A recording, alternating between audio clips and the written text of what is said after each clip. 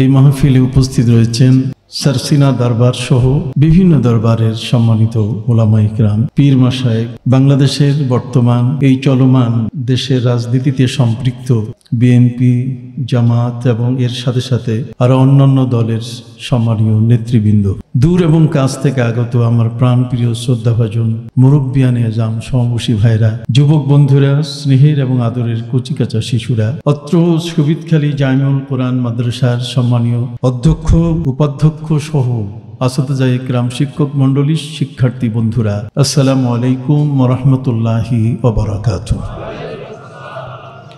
আমি মহাগ্রন্থ আল কোরআনের ৬৪ নম্বর সূরা আত-তাগাবুনের কয়েকটি আয়াত আমি আপনাদের সামনে তেলাওয়াত করেছি। যদিও এই সূরাটির শুরু থেকে শেষ পর্যন্ত এর আয়াত সংখ্যা হচ্ছে 18টি। 18 সংখ্যা বিশিষ্ট আয়াতের যে সূরা আত-তাগাবুন, যেটি এর পূর্ববর্তী সূরা আল মুনাফিকুন এবং পরবর্তী সূরা আত-তালাকের মাঝখানে এই সূরাটির অবস্থান। আমি সেই সূরাটির সামান্যতম অংশ আপনাদের সামনে তেলাওয়াত করে শুনিয়েছি। এই সূরাটির বিষয়বস্তু এবং এর উপরে আমি আপনাদের সামনে আলোচনা পেশ করতে চাই।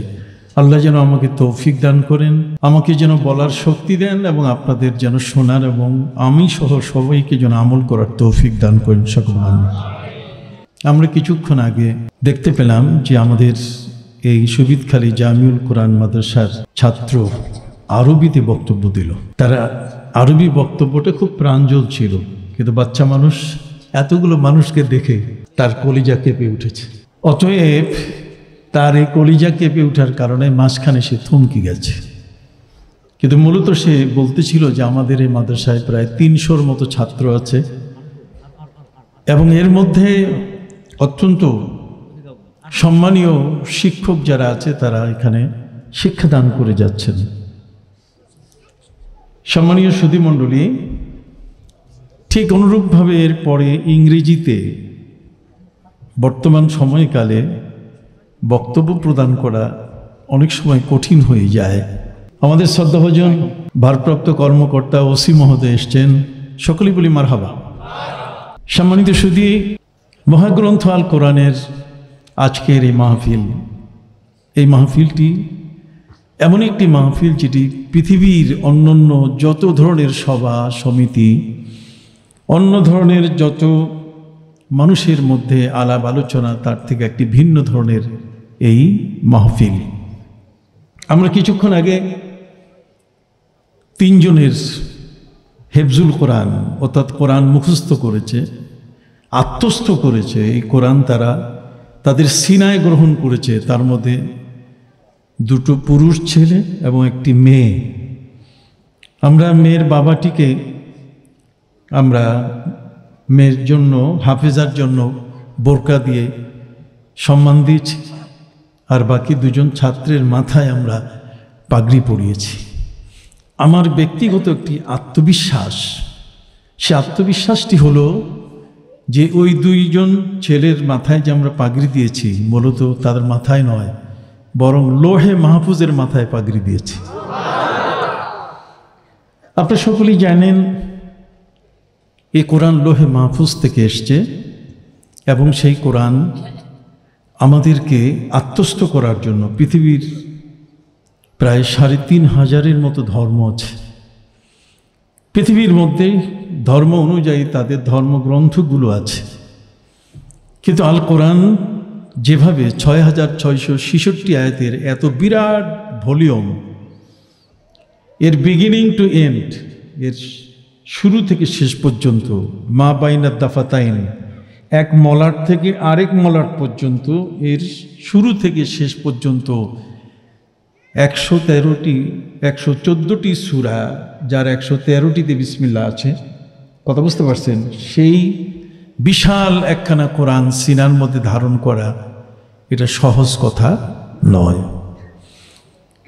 আপনি জানেন এই কোরআন এর প্রথম হাফেজ ছিলেন আমাদের প্রিয় নবী হযরত মুহাম্মদুর রাসূলুল্লাহ সাল্লাল্লাহু আলাইহি ওয়াসাল্লাম। তিনি ছিলেন পৃথিবীর প্রথম কি হাফেজে কোরআন। এই কোরআনটাকে হেফজ করার জন্য, আত্মস্থ করার জন্য তিনি কাবা ঘরের অদূরে আজকের হাজী সাহেবান যারা হজ এবং উমরার জন্য সেখানে যান, তাদের উমরা শেষ প্রান্তের যে কাজটি সেটি হলো সাফা মারওয়ার মাঝখানে দৌড়দৌড়ি করতে হয়, সাই করতে হয়। আর সাই বাইনা সাফা ওয়াল মারওয়া, এই সাফা মারওয়ার মাঝখানে যে সাই করা হয় সেই সাফার পাশেই নবী করিম সাল্লাল্লাহু আলাইহি ওয়াসাল্লামের একজন বিখ্যাত সাহাবী হযরতে আরকাম, যায়েদ ইবনে আরকাম রাদিয়াল্লাহু তাআলা আনহুর বাড়ি ছিল। এই যায়েদ ইবনে আরকামের বাড়িতে নবী করিম সাল্লাল্লাহু আলাইহি ওয়াসাল্লাম তিনি পৃথিবীর সর্বপ্রথম ইসলামী বিশ্ববিদ্যালয় তিনি প্রতিষ্ঠা করেছিলেন। যে ইসলামী বিশ্ববিদ্যালয়ের মূল সাবজেক্ট হলো আল কোরআন। এই আল কোরআনের বিশ্ববিদ্যালয় প্রতিষ্ঠিত হয়েছে সর্বপ্রথম মক্কা নগরীতে। মক্কা নগরীতে এই কোরআনের বিশ্ববিদ্যালয়ে যারা কোরআন মুখস্থ করেছেন তাদের মধ্যে কারা? তাদের মধ্যে কোরআন মুখস্থ করেছেন হযরত আবু বকর সিদ্দিক রাদিয়াল্লাহু তাআলা আনহু। তিনি ছিলেন সেই হেফজখানার একজন ছাত্র। তবে এই হেফজখানাটি এটি হেফজখানা ছিল না, এটা বিশ্ব মানবতার মুক্তির সনদ আল কোরআনকে বুঝে পড়ার, আত্মস্থ করার একখানা বিশ্ববিদ্যালয় ছিল, বিদ্যাপীঠ ছিল। নবী করিম সাল্লাল্লাহু আলাইহি ওয়াসাল্লাম নিজেই ছিলেন তার চ্যান্সেলর, আর এর ভাইস চ্যান্সেলর যিনি ছিলেন এটি দেখার জন্য উপাচার্য হিসাবে, ভাইস চ্যান্সেলর হিসাবে যিনি ছিলেন তিনি অন্ধ সাহাবী হজরতে আব্দুল্লাহ ইবনে উম্মে মাকতুম রাদিয়াল্লাহু তাআলা ছিলেন ভাইস চ্যান্সেলর। তার মানে পৃথিবীতে একটা মেসেজ, পৃথিবীতে একটি কি মেসেজ, সবার কাছে একটি খবর ছড়িয়ে দেওয়া হলো যে পৃথিবীতে একদল মানুষ তারা বলে যে কোরআন যথেষ্ট নয়, কোরআন কিছু কিছু বিষয়ে কথা বলেনি যা মানুষের জীবনে খুব প্রয়োজন ছিল। তার মধ্যে একটি হলো যে কোরআন প্রতিবন্ধীদের সম্পর্কে কথা বলেনি। যারা প্রতিবন্ধী বলতে গেলে তাদেরকে বলা হয় যাদের কথা বলতে পারে না, বাক প্রতিবন্ধী। যাদের চোখের দৃষ্টি নাই, দৃষ্টি প্রতিবন্ধী। ঠিক এমনি করে যাদের অঙ্গহানি হয়েছে, অঙ্গ প্রতিবন্ধী। এই ধরনের অসংখ্য গণিত প্রকারের প্রতিবন্ধী বর্তমান পৃথিবীতে আছে। পৃথিবীতে এই প্রতিবন্ধীদের সম্পর্কে আমাদের একটা জেনারেল নলেজ হচ্ছে যে এরা সমাজ জাতির কোনো কাজে ব্যবহৃত হয় না, এদেরকে ব্যবহার করা যায় না যেহেতু এরা প্রতিবন্ধী। সেই প্রতিবন্ধী মানসিক প্রতিবন্ধী হোক, দৃষ্টি প্রতিবন্ধী হোক, বাক প্রতিবন্ধী হোক, কথা বুঝতে পারছেন, বা অঙ্গ প্রতিবন্ধী হোক, যেই হোক না কেন, ইসলাম দেখিয়ে দিয়েছে যে প্রতিবন্ধীদেরকে ব্যবহার করা যায়। আমার প্রিয় নবী সাল্লাল্লাহু আলাইহি ওয়াসাল্লাম তিনি মক্কার এই ইউনিভার্সিটির জন্য একজন প্রতিবন্ধী অন্ধ সাহাবীকে তিনি ভাইস চ্যান্সেলর বানিয়েছিলেন। এটা কিন্তু একটি ছোট বিষয় নয়, সারা পৃথিবীর অন্ধ চক্ষুগুলোকে খুলে দেওয়ার মতো একটি বিষয়। এই পৃথিবীর প্রতিবাদী যারা, তাদের কাছে মহাগ্রন্থ আল কোরআনের এই কথাগুলো আবাসা ওয়া তাওয়াল্লা আন জাআহুল আ'মা, মহাগ্রন্থ আল কোরআনের মধ্যে সূরা আবাসা আল্লাহ নাজিল করে একজন প্রতিবন্ধী সম্পর্কে নবীকে বলছেন যে নবী একজন প্রতিবন্ধী আপনার কাছে আসছে আর আপনি তার থেকে মুখ ফিরে নিচ্ছেন। বরং আপনি তার দিকে তাকান এবং তার বক্তব্য আপনি শ্রবণ করেন। সুবহানাল্লাহ বলেন। তাহলে আমরা দেখতে পাচ্ছি যে প্রতিবন্ধী যারা, তাদেরকেও কিন্তু ইসলাম এই পৃথিবীর মধ্যে মর্যাদা দিয়েছে। আপনারা কি মুখ খুলে একটু সুবহানাল্লাহ বলবেন না? কোরআনের পাশে আমাদের অবস্থান নেই, কোরআনের কাছে আমরা থাকি না। কোরআন যাতে আমাদের মধ্যে আসতে না পারে, কোরআনের শিক্ষা যেন আমাদের মধ্যে চালু হতে না পারে। কথা বুঝতে পারছেন? ঢোল, তবলা, ললিত কলার নানা ধরনের প্রোগ্রাম দিয়ে শিক্ষা ব্যবস্থাকে ধ্বংস করে দেওয়া হয়েছে। সম্মানিত সুধী, সেই কোরআনিক শিক্ষা ব্যবস্থায় সেখানে যে মানুষ গড়ার, মানুষের মর্যাদা, মানুষের চিন্তাধারার মূল্যায়ন যে আল কোরআনের মধ্যে আছে, সেই বিষয়টিকে খুব ছোট করে দেখার কোনো সুযোগ নাই। ভাইরা আমার প্রিয় নবী সাল্লাল্লাহু আলাইহি ওয়াসাল্লাম তার জীবদ্দশায় যখন কখনো কখনো যুদ্ধের ময়দানে তাকে যেতে হতো, আল্লাহর নবী সাল্লাল্লাহু আলাইহি ওয়াসাল্লাম 9টি যুদ্ধে তিনি সশস্ত্র অংশগ্রহণ করেছিলেন নিজে। 27টি যুদ্ধের মধ্যে তিনি হেলমেট পরেছিলেন। সাহাবা ইকরামকে নিয়ে সর্বমোট 56টি যুদ্ধ হয়েছে। এই 56টি যুদ্ধ যেটা স্বাভাবিকভাবে হয়েছে, সেই যুদ্ধগুলো পরিচালনা যখন নবীজি করেছিলেন, কোনোটি সাহাবা ইকরাম, কোনোটিতে নবীজি নিজে। যখন নবী করিম সাল্লাল্লাহু আলাইহি ওয়াসাল্লাম যুদ্ধ পরিচালনা অথবা কোনো সফরে তিনি যেতেন, তখন মদিনায় নবী করিম সাল্লাল্লাহু আলাইহি ওয়াসাল্লাম তার স্থলাভিষিক্ত হিসাবে নবীর স্থানে দায়িত্বভার তিনি আব্দুল্লাহ ইবনে উম্মে মাকতুম অন্ধ সাহাবীকে দিয়ে যেতেন। নবীর জায়গায়, নবীর পজিশনে নবী করিম সাল্লাল্লাহু আলাইহি ওয়াসাল্লাম যখন তিনি মদিনার বাইরে কোথাও যেতেন দূর দূরান্তের সফরে, তখন তার স্থলাভিষিক্ত হিসাবে, নায়েব হিসাবে দায়িত্ব পালন করতেন একজন অন্ধ সাহাবী হযরতে আব্দুল্লাহ ইবনে উম্মে মাকতুম রাদিয়াল্লাহু তাআলা আনহু। তাহলে আমরা দেখতে পাচ্ছি যে রাষ্ট্র পরিচালনার ক্ষেত্রেও কিন্তু একজন অন্ধ সাহাবীকে মূল্যায়ন করা হয়েছে। কি বলেন? দেশ পরিচালনার ক্ষেত্রে প্রিয় নবী সাল্লাল্লাহু আলাইহি ওয়াসাল্লাম তার জায়গায় তিনি একজন অন্ধ প্রতিবন্ধীকে তিনি তার জায়গায় রেখে তিনি চলে গিয়েছিলেন। তিনি জানেন যে প্রতিবন্ধী জ্ঞানের ক্ষেত্রে তার দুটো চক্ষু বাধা নয়, প্রতিবন্ধীদের জন্য ভাষা তার জ্ঞানের জন্য বাধা নয়। এই জন্য আমরা দেখেছি যে বিভিন্ন ইউনিভার্সিটিতে অন্ধরা তারা কিন্তু আঙ্গুল দিয়ে দিয়ে অক্ষর, কাটা কাটা অক্ষরে তারা বুঝতে পারে কোরআনের কোন বর্ণটা, এবং তারা কোরআনকে মুখস্থ করে, অথচ তারা অক্ষর চোখে দেখেন না। একটু সুবহানাল্লাহ বলবেন না? সম্মানিত সুধী, আল কোরআন হলো এমন এক মহাগ্রন্থ, যে গ্রন্থখানা পৃথিবীর মধ্যে আল্লাহ পাক রব্বুল আলামিন সবার জন্য সহজ করে দিয়েছেন। আল্লাহ পাক রব্বুল আলামিন বলেন, ওয়ালাকাদ ইয়াসসারনাল কুরআনা ফাহাল মিন মুদ্দাকির। আমি কোরআন তোমাদের জন্য সহজ করে দিয়েছি। এই পৃথিবীর মধ্যে সবচেয়ে সহজ হলো আল কোরআন। কোরআন সংবিধান, কোরআন হলো এটি মানুষের জীবনের জন্য কমপ্লিট কোড অফ লাইফ। এটা জীবনের সংবিধান। এটাকে শুধু ধর্মগ্রন্থ হিসাবে যদি কেউ মনে করে তাহলে ভুল করবে। এটা শুধু পাঞ্জেগানা নামাজের কেরাতের গ্রন্থ নয়, এটা শুধু বিবি তালাকের ফতুয়া দেওয়ার গ্রন্থ নয়। কথা বুঝতে পারছেন? এই গ্রন্থখানা পড়ে শুধু বিবি তালাকের ফতুয়া দিবে তা কিন্তু নয়। কথা বুঝতে পেরেছেন? বরং মহাগ্রন্থ হচ্ছে টপ টু বটম একটা মানব জীবনের শুরু থেকে তার সমাপ্তি পর্যন্ত, তার জন্ম থেকে তার মৃত্যু পর্যন্ত নয়, কিয়ামত পর্যন্ত এই পৃথিবীর মাশারিকুল আরদে ওয়া মাগারিবুহা, সূর্যের উদয়াচল থেকে অস্তাচল পর্যন্ত সারা বিশ্বব্যাপী সকল মানুষের জন্য আল কোরআন নাজিল করা হয়েছে। কোরআন শুধুমাত্র মুসলমানের জন্য নাজিল করা হয় নাই। কোরআন শুধুমাত্র টুপিওয়ালা দাড়িওয়ালা মানুষ যারা পৃথিবীতে শুধুমাত্র কোরআন পড়ে তাদের উপরে কোরআন নাজিল করা হয় নাই, বরং কোরআন নাজিল করা হয়েছে বিশ্ববাসীর জন্য। হাযা বায়ানুল লিন্নাস, এটা হচ্ছে পৃথিবীর সকল মানুষের জানার গ্রন্থ। সকল মানুষ, সে যে ধর্মেরই হোক না কেন, তিনি এই গ্রন্থ থেকে তার জ্ঞান লাভ করতে পারবেন।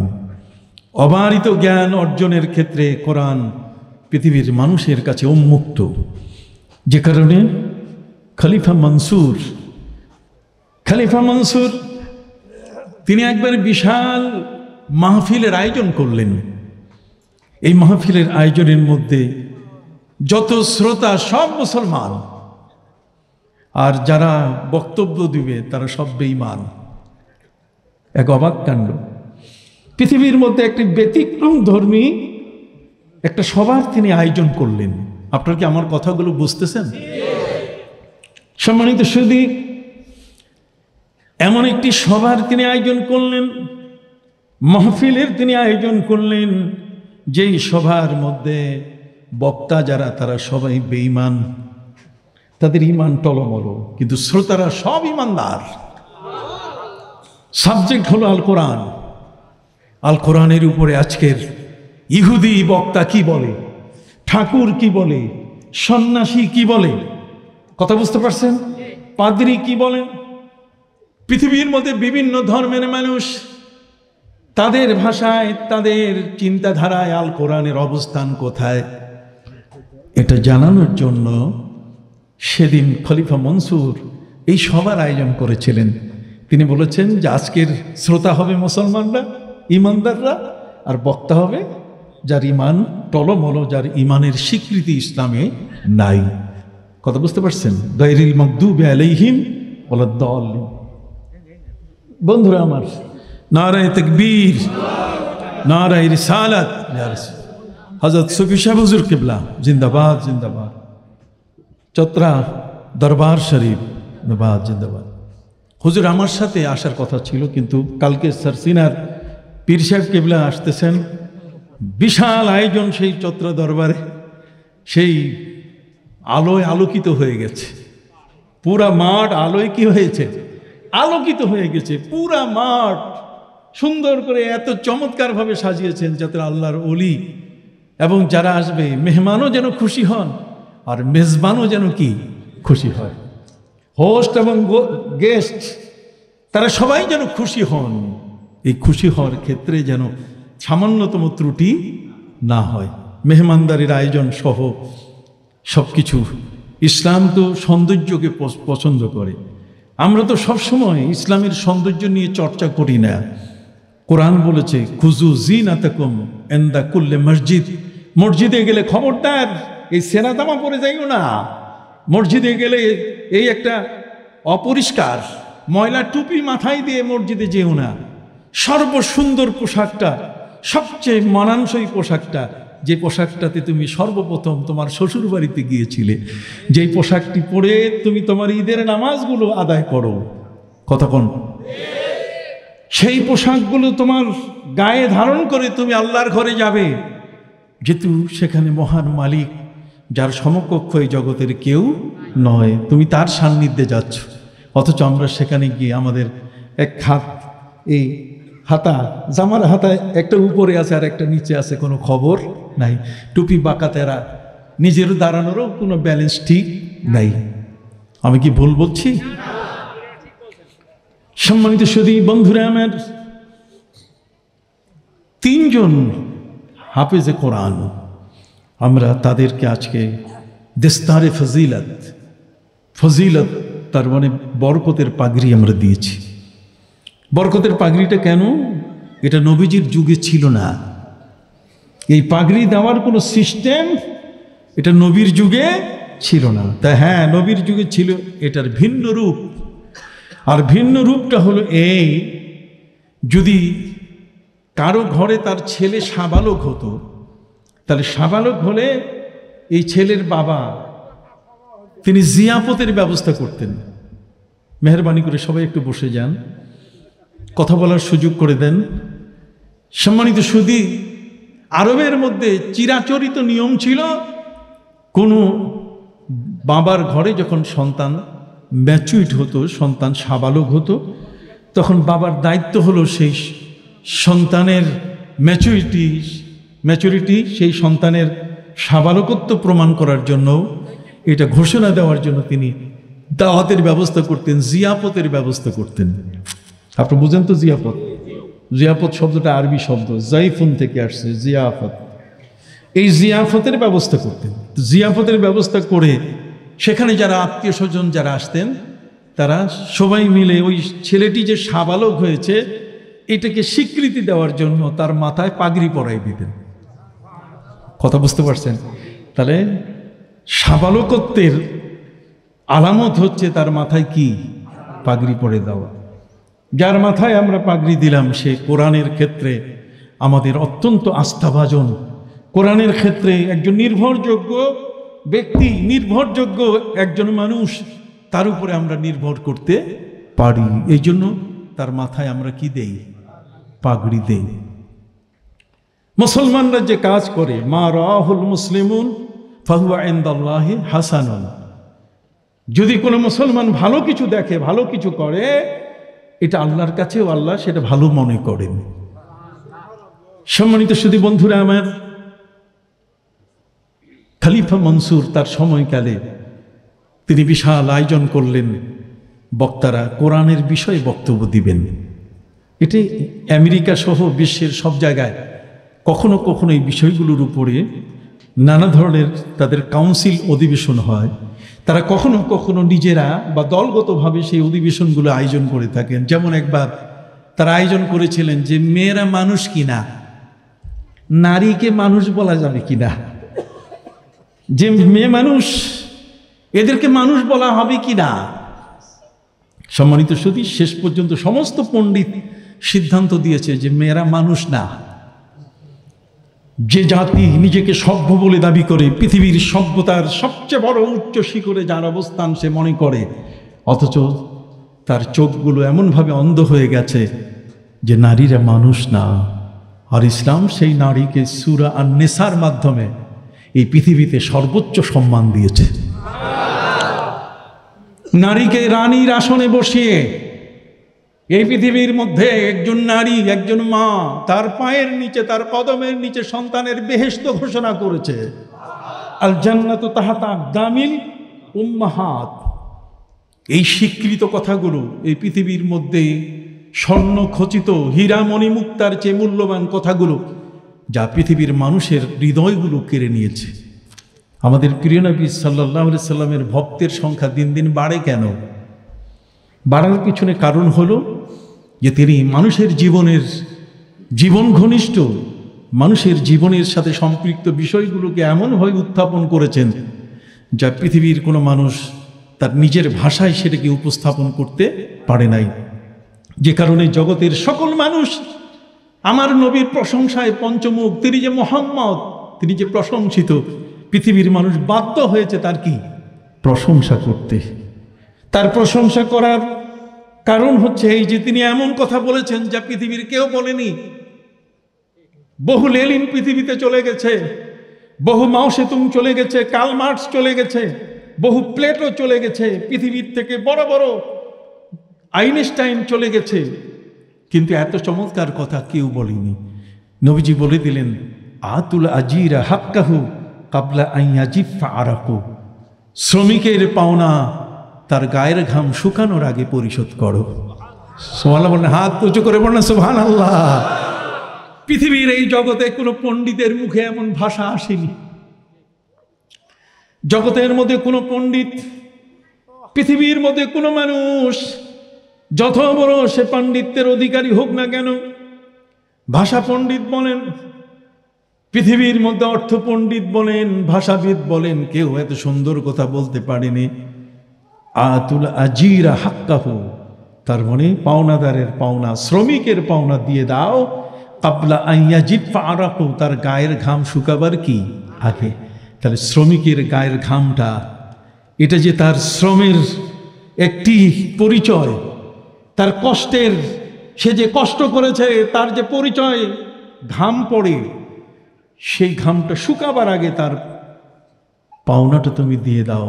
যে কারণে সারা বিশ্বের সমস্ত মজদুর, সারা পৃথিবীর সমস্ত লেবার, সারা পৃথিবীর এই সমস্ত মজদুর মানুষ আমার নবীর পাগল হয়ে গেছে যে আমার নবীর মতো এত চমৎকার, এত ঘনিষ্ঠ, এত ভালো কথা বলতে পারিনি। কথা বুঝতে পারছেন? সম্মানিত সুধী, আমার প্রিয় নবী সাল্লাল্লাহু আলাইহি ওয়াসাল্লাম বিচারের ক্ষেত্রে তিনি এমন শব্দ, এমন বাক্য তিনি পৃথিবীর মানুষকে জানিয়ে দিলেন, সারা পৃথিবীর সমস্ত বিচারকের মঞ্চ নড়ে উঠেছে। পৃথিবীতে বিচারকরা তাদের আসনে বসে থাকতে পারেনি, নড়ে চড়ে উঠেছে। নবী করিম সাল্লাল্লাহু আলাইহি ওয়াসাল্লাম তিনি বলেছেন, ওয়াল্লাহি লাউ সারাকাত ফাতেমাতু বিনতু মুহাম্মাদিন লাকাতাতু ইয়াদাহা। খোদার কসম, যদি মুহাম্মদের কন্যা, মুহাম্মদ সাল্লাল্লাহু আলাইহি ওয়াসাল্লাম বলছেন, যদি আমার কন্যা ফাতেমাও চুরিতে ধরা পড়ে আমি তার হাত কেটে দেব। নিজের কন্যার হাত কেটে দেওয়ার এই বিশাল ঘোষণা বিশ্বজগতের বিচারকদের মগজ নাড়া দিয়েছে। তাদের আসন থরথর করে কেঁপে উঠেছে। বিচার কাকে বলে? যে কারণে তুরস্কের সুলতান সুলাইমান তিনি যখন বিচারের আসনে বসতেন তার আগে তিনি উপরে দুটো জিনিস দেখে নিতেন। ডান পাশে একবার তাকাতেন উপরে, আর একবার কি বাম পাশে। আমার কথা বুঝেন তো? একবার কি ডান পাশে উপরে তাকাতেন, আরেকবার কি বাম পাশে। ডান পাশে লেখা আছে ইন্নাল্লাহা ইয়া'মুরু বিল আদলি ওয়াল ইহসান, আল্লাহ ন্যায় বিচার করতে বলেছেন। কি বিচার? খুব আস্তে সুবহানাল্লাহ হইল। আমি তো তাফসীর এখনো শুরু করিনি, ওই তিনজনকে নিয়ে কথা বলতেছি, কথা বুঝতে পারছেন? সম্মানিত সুধী, সুলতান সুলাইমান তিনি তার বিচারের আসনে বসে ডান দিকে উপরে তাকিয়ে তিনি কোরআনের আয়াত তেলাওয়াত করতেন। বিচারের আগে কোরআনের আয়াত, একজন বিচারপতি, একজন জজ যার হাতে জাজমেন্ট আছে, একজন বিচারক যিনি সূক্ষ্ম বিচার করবেন, তিনি তার নিজেকে শুদ্ধ করে নেয়ার জন্য কোরআনের আয়াতটাকে তিনি পড়ে নিলেন যে আল্লাহ নির্দেশ দিয়েছেন তোমাদেরকে ইনসাফ করার জন্য এবং ইহসান করার জন্য। কি ইনসাফ এবং কি হলো না? একটু জোরে বলতে হবে। এই তাফসিরুল কোরআন মাহফিল সাধারণ নয়, আমি একাডেমিক বিষয়গুলো আপনাদের সামনে তুলে ধরবার চেষ্টা করছি। সম্মানিত সুধী, নিশ্চয়ই আল্লাহ তোমাদেরকে নির্দেশ দিয়েছেন ইনসাফ করার আর ইহসান করার। আমি আসতেছি। ঠিক এমনি করে বাম দিকে তিনি তাকান, বাম দিকে তাকিয়েছেন, দেখলেন নবীজির হাদিস লেখা বিচারকের বিচারালয়, সেখানে কোরআনের আয়াত আর নবীর হাদিস বিচারকের সামনে উপস্থিত। হায়, পৃথিবীর মানুষগুলো যদি এই কোরআনের জীবন ব্যবস্থাকে গ্রহণ করত, কোরআনের এই বিষয়গুলো যদি পৃথিবীর মানুষ মেনে চলতো, কোরআন ছাড়া যে পৃথিবী চলে না, কোরআন ছাড়া যে সমাজ সৃষ্টি করা যায় না, সুশীল সমাজ তৈরি হয় না, কোরআন ছাড়া যে পৃথিবীর মধ্যে মানুষের উপর ইনসাফ করা যায় না, যদি মানুষ জানতো তাহলে কোরআন হতো তার নিত্য পাঠ্য। কোরআন কাকে বলে? কোরআন মানে হচ্ছে নিত্য পাঠ্য। তার মানে তার স্ত্রীর সাথে যতক্ষণ কথা বলবে তার চেয়ে বেশি সে কোরআন পড়বে, তার বাবার সাথে যতক্ষণ কথা বলবে তার চেয়ে তিনি বেশি কোরআন পড়বেন, তার সমাজের মানুষের কাছে যতক্ষণ তিনি কথা বলবেন তার চেয়ে বেশি কি পড়বেন? কোরআন। কোরআন কোরআন শব্দের অর্থ হচ্ছে নিত্য পাঠ্য। তার মানে এটা কোনোদিন গ্যাপ দেওয়া যাবে না।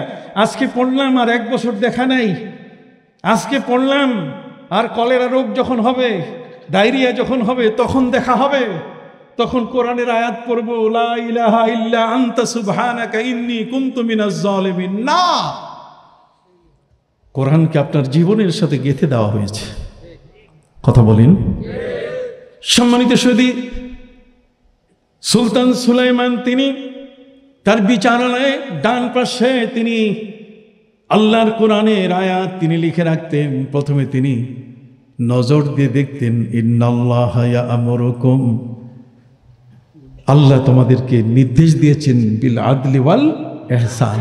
আর বাম পাশে লেখা রাসুল হিকমতে মাখাফাতুল্লাহ, বিচারের মূল হলো আল্লাহর ভয়। আল্লাহর ভয় যদি বিচারকের অন্তরে না থাকে তাহলে যে কোনো মানুষকে সে ফাঁসিতে ঝুলাতে পারে, যে কোনো মানুষকে সে অন্যায়ভাবে পৃথিবীর থেকে তাকে বিদায় করে দিতে পারে, অন্যায় সিদ্ধান্ত দিয়ে পৃথিবীর মানুষগুলোর প্রতি সে অবিচার করতে পারে। এই জন্য রাসুল হিকমতে মাখাফাতুল্লাহ, বিচারের মূল হচ্ছে কি? আল্লাহর ভয়। আপনি সুবহানাল্লাহ বলবেন না আরেকবার? ভাইরা আমার, আসেন ইন্নাল্লাহা ইয়া'মুরু বিল আদলি ওয়াল ইহসান, এই জিনিসটা একটু বুঝাই দেই, তাহলে সহজ হবে আপনার জন্য। খলিফা মনসুর কেন কোরআনের মজলিস ডেকে বেঈমান বক্তাদের থেকে বক্তৃতা নিচ্ছেন, যে তাদের থিঙ্কিংটা কি, তাদের চিন্তাধারা কি, তাদের থিমটা কি, তারা কি বুঝে কোরআন সম্বন্ধে, তারা কিছু আসলে বুঝে কি না, সেই বিষয়টি নিয়ে তিনি এই সবার আহ্বান করলেন। ইন্নাল্লাহা ইয়া'মুরু বিল আদলি, এই আদল যেটা, এটা ইনসাফ, এটার নাম হলো জসকোট। এটার নাম কি? আপনি সবাই বলেন না, এটার নাম কি? জসকোট। খুব মনে রাখবেন, আর কেউ হয়তো বক্তব্য দিয়ে আপনাকে এই আয়াতের ব্যাখ্যা এমনটা শোনাবে না। সম্মানিত সুধী, আদল মানে ইনসাফ, ইনসাফ মানে মুনসিফ, মুনসিফ ইনসাফকারী, জজ বিচারক যেখানে বসেন, জজ কোর্ট। কথা বুঝতে পারছেন? এই ইনসাফ আল্লাহ করতে বলেছেন এবং এহসান করতে বলেছেন। এহসান শব্দের অর্থ হচ্ছে দয়া। এহসান শব্দের অর্থ কি? আর দয়ার নিয়ম হচ্ছে, দয়া মানে সুপ্রিম কোর্ট। দয়া মানে কি? Supreme court. এখন আপনি অবাক হয়ে যাবেন যে জজ কোর্ট হচ্ছে বিচারের কোর্ট, আর সুপ্রিম কোর্ট হচ্ছে কি? দয়ার কোর্ট। কিভাবে আসেন কোরআনের ভাষায় আপনি বুঝেন, আপনি সহজভাবে কোরআনটাকে আত্মস্থ করতে পারবেন যে কেন আমাদের জীবনে কোরআনিক জীবন প্রয়োজন। কোরআনিক জীবন, কোরআন কেন আমাদের পদে পদে প্রয়োজন। উঠা বসা চলাফেরা ব্যবসা বাণিজ্য এমন কোনো বিষয় নাই মহাগ্রন্থ আল কোরআনের মধ্যে আল্লাহ বলে দিয়েছেন, মা ফাররাতনা ফিল কিতাবি মিন শাই। আমি কোরআনের মধ্যে তোমাদের কোনো কিছুর আলোচনা বাকি রাখি নাই। আপনি যে সাবজেক্টটাই নিয়ে আসবেন, আনেন আমার সামনে, আপনি নিয়ে আসেন, আমি ইনশাল্লাহ এখন আপনাকে কোরআন থেকে বের করে দেব। রাইট নাও, রাইট নাও, এই মুহূর্তে আমি আপনাকে কোরআন থেকে বের করে দেব। কোরআন কখনো কারো কাছে পরাজিত হওয়ার গ্রন্থ নয়। সম্মানিত সুধী, আপনার সুবিদকালী থেকে যদি একজন মানুষ এখান থেকে বরগুনা যায়, অথবা এখান থেকে যদি বাকেরগঞ্জ যায়, বাকেরগঞ্জের দূরত্ব হয়তো 20 কিলোমিটার, কতক্ষণ না, আমি ভুল বলছি কি না? ঠিক আছে, তাহলে আন্দাজ দেখে ঠিকই আছে। তাহলে এখান থেকে বাকেরগঞ্জ যেটা, তার দূরত্ব 20 কিলোমিটার। আপনি একটি সিএনজি নিলেন এবং তার সাথে আপনি কন্ট্যাক্ট করলেন। আপনি জানেন ইসলামের বিধান হলো, আমাদের প্রিয় নবী সাল্লাল্লাহু আলাইহি ওয়াসাল্লাম বলেছেন, কোনো মজুরকে, কোনো মজদুরকে, কোনো লেবারকে, কোনো শ্রমিককে কখনো কথাবার্তার ফাইনাল না করে তুমি কোনোদিন তাকে কাজে নিবে না। নবীজি নিষেধ করেছেন। ইভেন আপনি যদি রিকশায় উঠেন, তা রিকশায় পা উঠাবার আগে, ডাইন পাটা উঠাবার আগে তাকে জিজ্ঞেস করবেন যে তোমার ভাড়া কত। না হলে নামার পরে আপনি দিবেন, সে বলবে না, এর চেয়ে ভাড়া কি বেশি। শেষ পর্যন্ত আপনার গলার কলার নিয়ে, জামা নিয়ে টানাটানি শুরু হয়ে যাবে। কথা বুঝতে পারছেন? প্রিয় নবী সাল্লাল্লাহু আলাইহি সাল্লাম তিনি নিষেধ করে দিয়েছেন, খবরদার, কোন শ্রমিককে যদি কাজে নেওয়া হয় তাহলে তার আগে সব কিছু দেখাই দেবেন। ঘর আপনি কোনটা করতেছেন, ঘরের সিঁড়ি করবেন না এটার পাটাতন দেবেন, কথা বলেন, অথবা এর খুঁটিগুলো কিভাবে আপনি দিবেন, একটা ঘরের সব কিছু আগে কন্ট্যাক্ট বাই রিটেন। রিটেন যদি হয় সবচেয়ে ভালো, যাতে পরবর্তীতে এই বিষয়টা নিয়ে যেন কলহ বিবাদ যেন না হয়। ইসলাম কখনো কোনো কলহ বিবাদকে পছন্দ করে না। কথা কি বুঝতে পারছেন? সুধী মণ্ডলী, ইন্নাল্লাহা ইয়া'মুরু বিল আদলি ওয়াল ইহসান। আদাল শব্দের অর্থ হচ্ছে ন্যায় বিচার।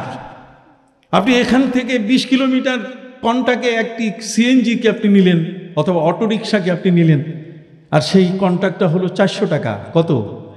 এখান থেকে গেলে 400 বা 300 টাকায় আপনাকে নিয়ে যাবে একা রিজার্ভ। কথা বুঝতে পারলেন? সেখানে নেওয়ার পরে আপনি খুশি হয়ে তারে 50 টাকা বেশি দিলেন, 300 টাকা তার ভাড়া, এটা ন্যায্য ভাড়া। আমি কি বুঝাইতে পারছি? 300 টাকা হলো তার কি ন্যায্য ভাড়া। আপনি নামার পরে খুশি হয়ে আরো কি দিলেন? 50 টাকা দিলেন। এটার নাম হলো এহসান। 300 টাকা হলো আদল, ইনসাফ, আর হলো কি এহসান। বলবেন হুজুর এটা কেমনে আপনি বের করলেন? আরে বের করার নিয়ম তো আছে, কোরআন তো বের করার নিয়ম করে দিয়েছে। গত কিছুদিন আগে ক্যালিফোর্নিয়ায় একটা মা হাসপাতালের মধ্যে সাধারণত 2 জন মায়ের ঝগড়া হলো। কথা বুঝতে পারছেন? কয়জন মা? 2 জন মা। সেই হাসপাতালটা হলো মা হাসপাতাল। প্রতিদিন সেই মা হাসপাতালে 150 মা সন্তান প্রসব করেন। কিন্তু এই সন্তান প্রসব করলে এত বাচ্চা, এত মা, বাচ্চা কার এটা ঠিক রাখতে গিয়ে মা যে নামে রেজিস্ট্রেশন করে ভর্তি হন, ওই মায়ের নামে একটা ফিতা তার বাচ্চার পায়ের মধ্যে বেঁধে দেওয়া হয়, যাতে ওই পায়ের ফিতা দেখে বোঝা যায় যে তার মা অমুক। একদিন অনেক মা আসেন নাই, 2 জন মা। কয়জন? এই দুইজন মা আসছেন, তাদের বাচ্চা প্রসব হয়েছে, একজন ছেলে প্রসব করছেন, আরেকজন মেয়ে। কিন্তু নার্স ভুল করে মায়ের নামের যে ফিতাটা বাচ্চার পায়ে বেঁধে দেওয়া দরকার এটা দেয়নি। 2 দিন পরে যখন ছোট্ট শিশুটিকে দুধ পান করার বিষয় চলে আসলো, তখন 2 মাই দাবি করছে ছেলেটা আমার। কথা বলেন না? 2 মাই দাবি করছে ছেলেটা কি আমার। মেয়েটার সম্বন্ধে কেউ কিছু বলে না, মেয়েটার দাবিদার নাই। ছেলেটাকে নিয়েই 2 মায়ের ঝগড়া, গোটা হাসপাতাল উত্তাল পাত্তাল করে ফেললো এমন ভাবে যে ডাক্তাররা অস্থির হয়ে গেল, ডাক্তাররা কোনো সমাধান দিতে পারছে না। 2 মাই বলছে যে এই ছেলে আমার, কেউ মেয়েটাকে গোছিয়ে নিচ্ছে না। সম্মানিত সুধী, ডাক্তাররা কোনো সমাধান দিতে পারলেন না, তাদের বোর্ড বসলো, বোর্ডে তার সিদ্ধান্ত নিলেন যে এটা আমরা কোনো সমাধান দিতে পারবো না। দেখেন এত বড় লেটেস্ট চিন্তাধারা, বিজ্ঞানের উদ্ভাবনের একটা দেশ আমেরিকা, তার ক্যালিফোর্নিয়ার মধ্যে মা হাসপাতালের 2 জন মা একটি ছেলেকে নিয়ে দাবি করছে, কিন্তু কোন মায়ের সন্তান এটা নির্ণয় করার মতো তাদের কি নাই, ক্ষমতা নেই। শেষ পর্যন্ত তাদের বোর্ড সিদ্ধান্ত দিল যে এটা একজন মুসলমানের কাছে যেতে হবে, দেখি মুসলমান সমাধান দিতে পারি কিনা। তার কারণ মুসলমানের হাতে কোরআন আছে। কথা বুঝতে পারছেন? যে 2 জন ছেলের মাথায় পাগড়ি দিলাম, যেই মেয়েটি আজকে কোরআনের হাফেজা হলো, সে কে আমি তার পরিচয় আপনাদেরকে না দিলে এই মাদ্রাসার মূল্যটা একটু পিছিয়ে থাকবে। এই জন্য আমি এই কথাটি বলছি, আপনি শুনতে রাজি আছেন তো? কেন আপনি শুরুতে ইউসাব্বিহু লিল্লাহি মা ফিস সামাওয়াতি ওয়াল আরদ, আল্লাহর প্রশংসায় পঞ্চমুখ, আসমান এবং জমিনের সকল সৃষ্টি, লাহুল মুলকু ওয়া লাহুল হামদু, রাজত্ব একমাত্র তার, প্রশংসা পাওয়ার যোগ্য একমাত্র কে? আল্লাহ। এই প্রশংসা পাওয়ার যোগ্য একমাত্র আল্লাহ। এই জন্য প্রফেসর তাকাসুন, কি নাম? তাকাসুন। আমি তাফসীর করি একটু আল্টা মডার্ন, তার কারণ হচ্ছে পৃথিবীর বিজ্ঞানকে বাদ দিয়ে সায়েন্স অ্যান্ড রিলিজিয়ান আর টুইন সিস্টার। কথা বুঝতে পারছেন? বিজ্ঞান এবং কোরআন হচ্ছে যমজ বোন। আপনি একটাকে বাদ দিয়ে আরেকটাকে যদি আপনি ব্যাখ্যা করেন, তাহলে আপনার ব্যাখ্যাটা অনেক সময় অবুঝ হয়ে যাবে, পূর্ণতা পাবে না। প্রফেসর তাকাসুন তিনি তার জীবনে ত্রিপিটক বলেন, জিন্দাবিস্তা বলেন, রামায়ণ বলেন, মহাভারত বলেন, যত ধরনের ধর্ম পুস্তক সব কিছু তিনি পড়েছেন। জীবনের 12 থেকে 14টি বছর ধর্ম গ্রন্থ পড়ে পড়ে তিনি ধর্মের পণ্ডিত হয়ে গেছেন, কিন্তু কোরআনটা পড়ার সুযোগ তার হয় না। তিনি তার জীবনের পরন্ত বেলায়, জীবনের শেষ মুহূর্তে এসে তার স্ত্রীকে তিনি বললেন, স্ত্রী রে, আমি সব ধর্মগ্রন্থ পড়লাম, কিন্তু আমার কোনো প্রশান্তি আসছে না। আমার হৃদয়ের ভিতরে যে শান্তি আসা দরকার, কথা বলেন না? আল্লাযীনা আমানু, যে ব্যক্তি ঈমানদার, এই ঈমানদার ব্যক্তিরা, ইন্নামাল মুমিনুনা আল্লাযীনা ইযা যুকিরাল্লাহ ওয়াজিলাত কুলুবুহুম ওয়া ইযা তুলিয়াত আলাইহিম আয়াতুহু যাদাতহুম ঈমানা।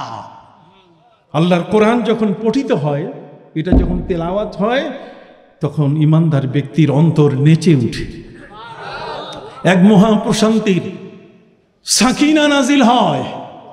কি নাজিল হয় বলেন? সাকিনা। যেখানে কোরআন পড়া হয়, কোরআনের এই জায়গাতে আল্লাহর পক্ষ থেকে সাকিনা। সাকিনা কারে বলে জানেন? ভাঙ্গে বলি, মনে থাকবে। সাকিনা হচ্ছে শিশির পড়ে না? এই যে এখন শীতকাল শুরু হয়েছে, সকালবেলায় দেখবেন ঘাসের উপরে কি পড়ে? শিশির পড়ে। তো সাকিনা মানে এরকম একটা শান্তি, শিশিরের মতো আল্লাহর বান্দাদের উপরে পড়া শুরু করে যখন তারা কি পড়েন? করার পড়েন। প্রফেসর তাকাসুন তিনি তার স্ত্রীকে বললেন, স্ত্রী রে, আমার খুব মনটা চাচ্ছে জীবনের শেষ বেলায় এসে আমি একটু কোরআনটা শুনতে পারতাম। সকল ধর্মগ্রন্থ আমার কম বেশি জানা, কিন্তু কোরআনটা আমার জানা নাই। কোরআনে কি বলা আছে সে বিষয়টাই আমার জানা নাই।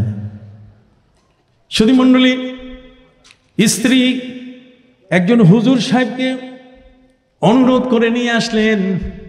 নিয়ে আসার পরে সেই হুজুর সাহেব, যিনি কোরআনের অর্থ বুঝেন, যিনি কোরআনের শব্দার্থ বুঝেন, কোরআনের ব্যাখ্যা বিশ্লেষণ যিনি বুঝেন, এমন একজন আলেমের দিনকে নিয়ে আসলেন।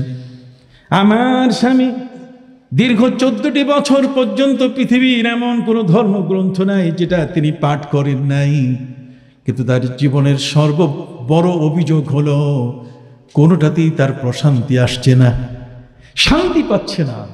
কাজে আপনি একটু কোরআনটা তার সামনে পড়েন এবং অর্থ করেন। উনি কোরআন পড়তে গিয়ে সর্বপ্রথম তিনি পবিত্র কোরআনের সূরা ফাতিহার প্রথম আয়াতটা তিনি তেলাওয়াত করলেন, আলহামদুলিল্লাহি রাব্বিল আলামিন। আবার আমার সাথে খুব মনোযোগ সহকারে পড়েন, আলহামদুলিল্লাহি রাব্বিল আলামিন। যাবতীয় প্রশংসা ওই আল্লাহর জন্য যিনি বহুমাত্রিক জগতের বিশ্ব জগৎ সমূহের যিনি লালনকারী। এই অর্থ শোনার সাথে সাথে থমকে গেলেন সেই প্রফেসর তাকাসুম। তিনি বললেন, হুজুর আর পড়া লাগবে না, এই ছোট্ট একটা আয়াত পড়ি, এই ছোট্ট একটা আয়াত পড়ি আমি বুঝতে পেরেছি কোরআনের মহাসাগরে কি লুকানো আছে। তার মধ্যে যে অজস্র মণিমুক্তা, তার মধ্যে যে জ্ঞানের মহাসাগর লুকিয়ে আছে এবং তার ভিতরে যা কিছু আছে এর সব কিছুর বিষয়গুলো আপনি যা পড়েছেন তার মধ্যে চলে আসছে। কই কেমনে? কই আপনি যে কোরআন পড়েছেন সেই কোরআনের জ্ঞানী মানুষ, জ্ঞানী মানুষের কাছে অনেক বক্তব্য প্রয়োজন হয় না। কথা বুঝতে পারছেন? যারা আকলমান তারা ইশারা দিলেই বুঝে ফেলে। কাজে জ্ঞানী মানুষ একজন প্রফেসর, তিনি অনেক বড় উঁচু মানের ধর্মগ্রন্থ পড়া আছে, আর সেই মানুষটি বলছেন যে এখানে আমি দেখেছি যে কোরআনের মাহাত্ম্য পৃথিবীর কোনো ধর্মগ্রন্থের পাশে আসার সুযোগ। কারণ হচ্ছে আলহামদ, এর প্রতিটি শব্দ তার পরবর্তী শব্দ এর উত্তর দেয়, এর প্রত্যেকটা শব্দ তার পরবর্তী শব্দটা পূর্ববর্তী শব্দকে নিয়ে যদি কেউ প্রশ্ন করে তাহলে তার উত্তরটা পরের শব্দটা দেওয়া শুরু করে। আমি আবার আপনাদেরকে বলছি, প্রথম যে শব্দটা আপনি উচ্চারণ করবেন সেই শব্দটা নিয়ে যদি আপনি প্রশ্ন তুলেন তাহলে সে উত্তর কোথাও যাওয়া দরকার নেই, তার পরের শব্দটাই তার উত্তর। যেমন আলহামদুলিল্লাহ, তার অর্থ হলো যাবতীয় প্রশংসা। যদি প্রশ্ন করা হয় এর মালিক কে? লিল্লাহ, আলহামদুলিল্লাহ, এর মালিক হচ্ছেন কে? আল্লাহ। তাহলে প্রশ্ন প্রথম শব্দ দিয়ে করলে দ্বিতীয় শব্দ তার কি আছে? উত্তর আছে। দ্বিতীয় শব্দটাই তার উত্তর দিচ্ছে।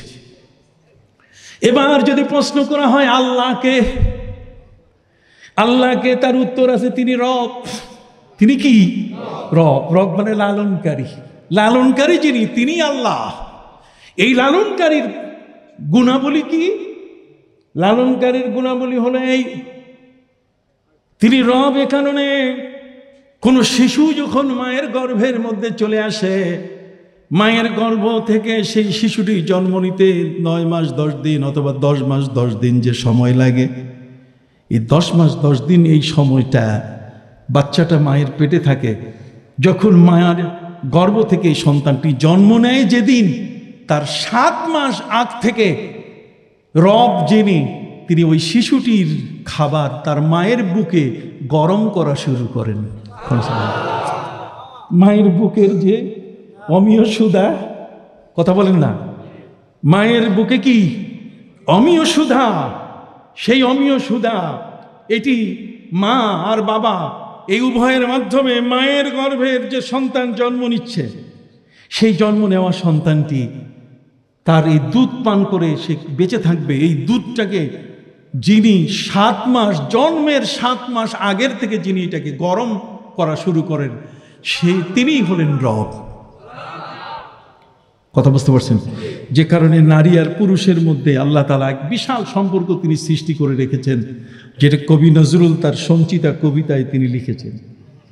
কবি নজরুল তার সঞ্চিতা কবিতায় লিখেছেন, দিবসে দিয়েছ জুগিয়েছ শক্তি সাহস, নিশীথে হয়েছ বধূ। দিবসে দিয়ে জুগিয়েছ শক্তি সাহস, নিশীথে হয়েছ বধূ।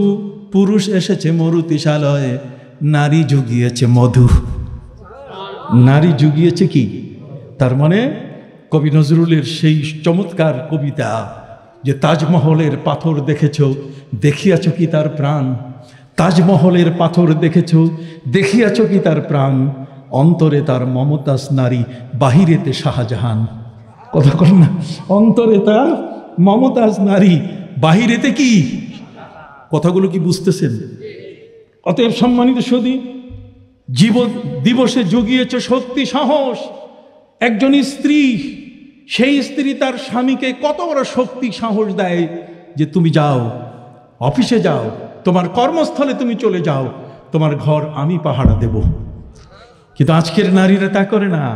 এই যে মোবাইল হাতে নিয়ে পরকীয়া, মোবাইল হাতে নিয়ে এসে পরপুরুষের সাথে বাজে কথা বলতে বলতে আস্তে আস্তে স্বামীর সেই আমানতের ইজ্জত সে নষ্ট করে বসে।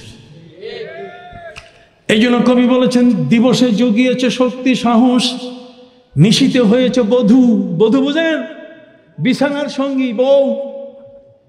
বউ দিবসে জুগিয়েছে শক্তি সাহস, নিশীতে হয়েছে বধূ। পুরুষ এসেছে মরুতিশালয়, নারী জুগিয়েছে মধু। নর বহে হাল, নারী শেষে খাল। নর বহে হাল, নারী শেষে খাল। এই খাল পানি মাটি মিশে ফসল হয়ে ফুটে উঠেছে সোনালি ধানের শীষে। তার মানে বাচ্চা জন্ম নিচ্ছে। সুবহানাল্লাহ। একটা শিশু জন্মের ক্ষেত্রে সেই মা আর বাবা, সেই মা আর বাবার মধ্যে তাদের এই সন্তান, ছেলে এবং মেয়ে যখন জন্ম নেয়, সেই সন্তানটি প্রসবের পূর্ব মুহূর্ত বলতে গেলে 7 মাস আগের থেকে যিনি মায়ের বুকের দুধ, তার তরল খাবার যিনি গরম করতে থাকেন, তিনি কে? রব। তিনি কে? রব। তাহলে এখন প্রশ্ন করেন, সমস্ত প্রশংসা কার? উত্তর কি দূরে আছে না কাছে? আলহামদুলিল্লাহি রব্বিল আলামিন। আরেকবার বলেন, আলহামদুলিল্লাহি রব্বিল আলামিন। প্রফেসর তাকাসুম তিনি অবাক হয়ে গেলেন। মহাগ্রন্থ আল কোরআন এমন, যার প্রথম শব্দটা নিয়ে প্রশ্ন করলে দ্বিতীয় শব্দে তার উত্তর আছে বহু দূরে। ফেরিওয়ালার মতো জ্ঞান ফেরি করে আনার প্রয়োজন নেই, বরং পরের শব্দের মধ্যেই তার উত্তর দেওয়া। ঠিক আল্লাহকে তার উত্তর হচ্ছে তিনি রব। এই রব নিয়েই তো পৃথিবীর মধ্যে আল্লাহ শুরু করেছেন আলহামদুলিল্লাহি রব্বিল আলামিন, আবার শেষও করলেন কথা কর না, কুল আউযু বিরব্বিন নাস। রব দিয়ে, রব শব্দটা, রব শব্দটি আল্লাহর এত পছন্দ শব্দ। এই জন্য যতগুলো দোয়া আছে সেই দোয়ার অধিকাংশ দোয়া, 150টি আয়াত হচ্ছে দোয়ার, তার মধ্যে প্রায় 100টি আয়াতের মধ্যে আল্লাহ রব্বানা শব্দ ব্যবহার করেছেন। রব্বানা আতিনা ফিদ দুনিয়া হাসানাতাও ওয়া ফিল আখিরাতি হাসানাতাও ওয়া কিনা আযাবান নার। সুবহানাল্লাহ বল। রব্বানা লা তুআখিযনা ইন নাসিনা আও আখতানা ربنا ولا تحمل علينا إصرا كما حملته على الذين من قبلنا ربنا ولا تحملنا ما لا طاقة لنا به واعف عنا واغفر لنا وارحمنا أنت مولانا فانصرنا على القوم الكافرين। সুবহানাল্লাহ বলেন। এই রব শব্দ দিয়ে আল্লাহ তাআলা তার দোয়াগুলো শিখাই দিয়েছেন। কথা কোন না, কি শব্দ দিয়ে? বড় পছন্দের শব্দ আল্লাহর কাছে। অতএব প্রফেসর তাকাসুনের মতো একজন ভিন্ন শিক্ষায় শিক্ষিত, কথা কোন না, ভিন্ন শিক্ষায় শিক্ষিত মানুষটা একজন হুজুর কোরআনের অর্থ করছেন, আর তার আগেই তার সিনা খুলে গেল। কোরআন হলো এমন একখানা কিতাব, যে কিতাবখানা পড়লে পরে তার পাশের মানুষ যেটা আছে তারও সিনা খুলে যায়। আপনি জানেন, সাহাবা একরাম যখন কোথাও কোনো দেশে সফর করতেন ব্যবসা বাণিজ্যে, তখন কোনো জায়গায় আপনি দেখবেন, আমরা এখন এই কুয়াকাটা থেকে ঢাকার যে গাড়িগুলো আসা যাওয়া করে, পরিবহনগুলো আসা যাওয়া করে, এটা সোহাগ বলেন, গ্রিন লাইন বলেন, আর অন্যান্য যেগুলোই বলেন না কেন, মাঝখানে কিন্তু দু একটা হোটেলে স্টপেজ দেয় কি না? তা আগের যুগের যারা উটে চড়ে ব্যবসা বাণিজ্য করতেন, তাদের নির্ধারিত একটা জায়গায় তাদের উটগুলো পানি খাওয়ানো হতো, আর সেখানে বসে তারা হয়তো একদিন বিশ্রাম করতেন। সাহাবা একরাম হরদম কোরআন পড়তেন। হযরতে সাদ নামে একজন ব্যক্তি, তিনি বলছেন যে আমি অমুসলিম, কিন্তু নবীর সাহাবীরা এখানে তাদের উটগুলোকে পানি পান করায়, আর পানি পান করাতে করাতে কোরআনের তেলাওয়াত করে। এটা আমি অমুসলিম শুনতে শুনতে আমিও হাফেজ হয়ে গেছি। কতক্ষণ না, শুনতে শুনতে আমিও কি হাফেজ। কিন্তু সেই কোরআন এখন আমাদের ঘরে নাই। সকালবেলায় সেই কোরআনের পাঠ আমাদের ঘরে কি? আমাদের ছোট্ট বাচ্চা এখন হাট্টিমা টিম টিম, ওদের খাড়া দুটি শিং, ওরা মাঠে পারে ডিম, হাট্টিমা টিম টিম। আমি ইউনিভার্সিটিতে গিয়েছি, আমি ইউনিভার্সিটি পড়া মানুষ। আমি বাংলার বড় স্যারকে জিজ্ঞেস করলাম, স্যার এটা কি জিনিস? স্যার বলছি এটা আমি বুঝি না, কি লিখছে? আমি বুঝি স্যার, আমি বুঝছি। তুমি বুঝলে কেমনে? আমি বুঝলাম এই কারণে, যেহেতু কোরআনের জ্ঞান আমার কাছে আছে। কোরআনের জ্ঞান যে নাই, সে সত্য মিথ্যা বিচার করতে পারে না। কোরআনের জ্ঞান যার কাছে নাই, সে হালাল হারাম পার্থক্য করতে পারে না।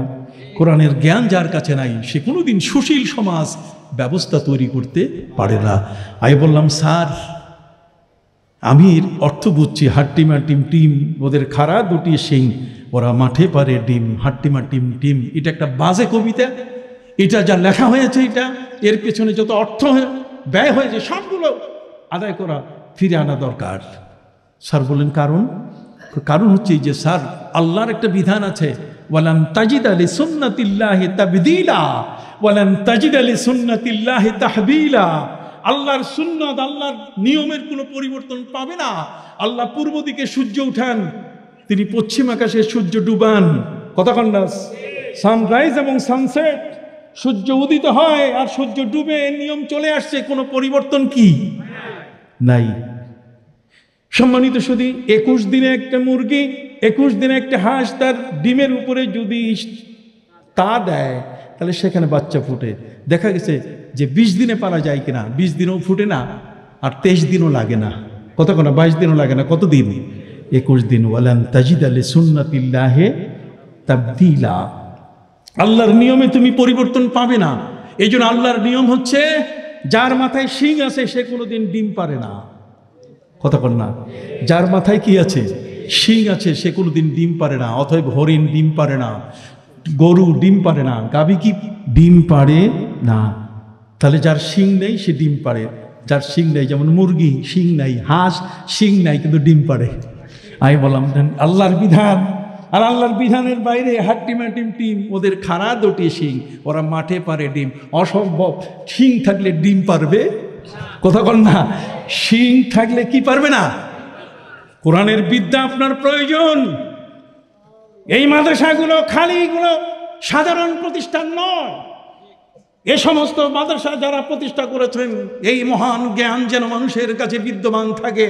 এই জ্ঞান যদি মানুষের কাছে থাকে, তাহলে এই জ্ঞান আপনি দেখবেন বাইরের থেকে কোনো ফরেন অর্গান, আমি আরেকটু বুঝাই বলি, ফরেন অর্গান, যেমন একটা মানুষ তার কিডনি লাগিয়েছে, আরেকজনের কিডনি ভিতরে দিছে, তাহলে এটা ফরেন অর্গান।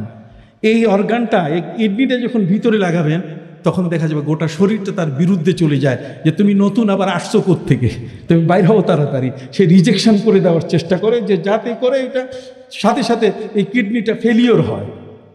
ঔষধ দিয়ে দিয়ে দেহটাকে বুঝানো হয় যে বেশি মাতামাতি করিস না, তোমাকে কিন্তু মুগুর দেওয়ার মতো আমার কাছে ঔষধ আছে।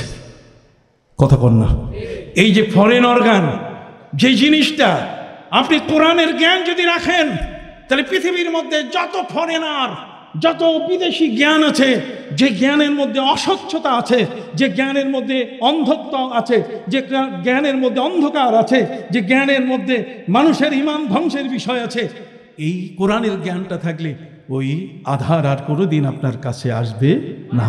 এই জন্য তলাবুল এলমে ফরিদা, কোরআন শিক্ষা করা কি ফরজ। জোরে বলেন, কোরআন শিক্ষা করা কি ফরজ। যা হোক, লম্বা আলোচনা, আল্লাহ জানে কখন শেষ করব। আমি যতটুকু বলতে চাই আপনাদের খেদমতে, সেটা হলো এই, প্রফেসর তাকাসুম তিনি বললেন যে প্রত্যেকটা শব্দের পরে কি উত্তর আছে। তাহলে এখন যদি প্রশ্ন করা হয় রব কিসের রব, তিনি রব কিসের, তার উত্তর আছে আলামিন। এই বিশ্ব জগৎ সমূহে আল্লাহর যত সৃষ্টি আছে সমস্ত সৃষ্টিকে তিনি লালন করছেন। সুবহানাল্লাহ বলেন।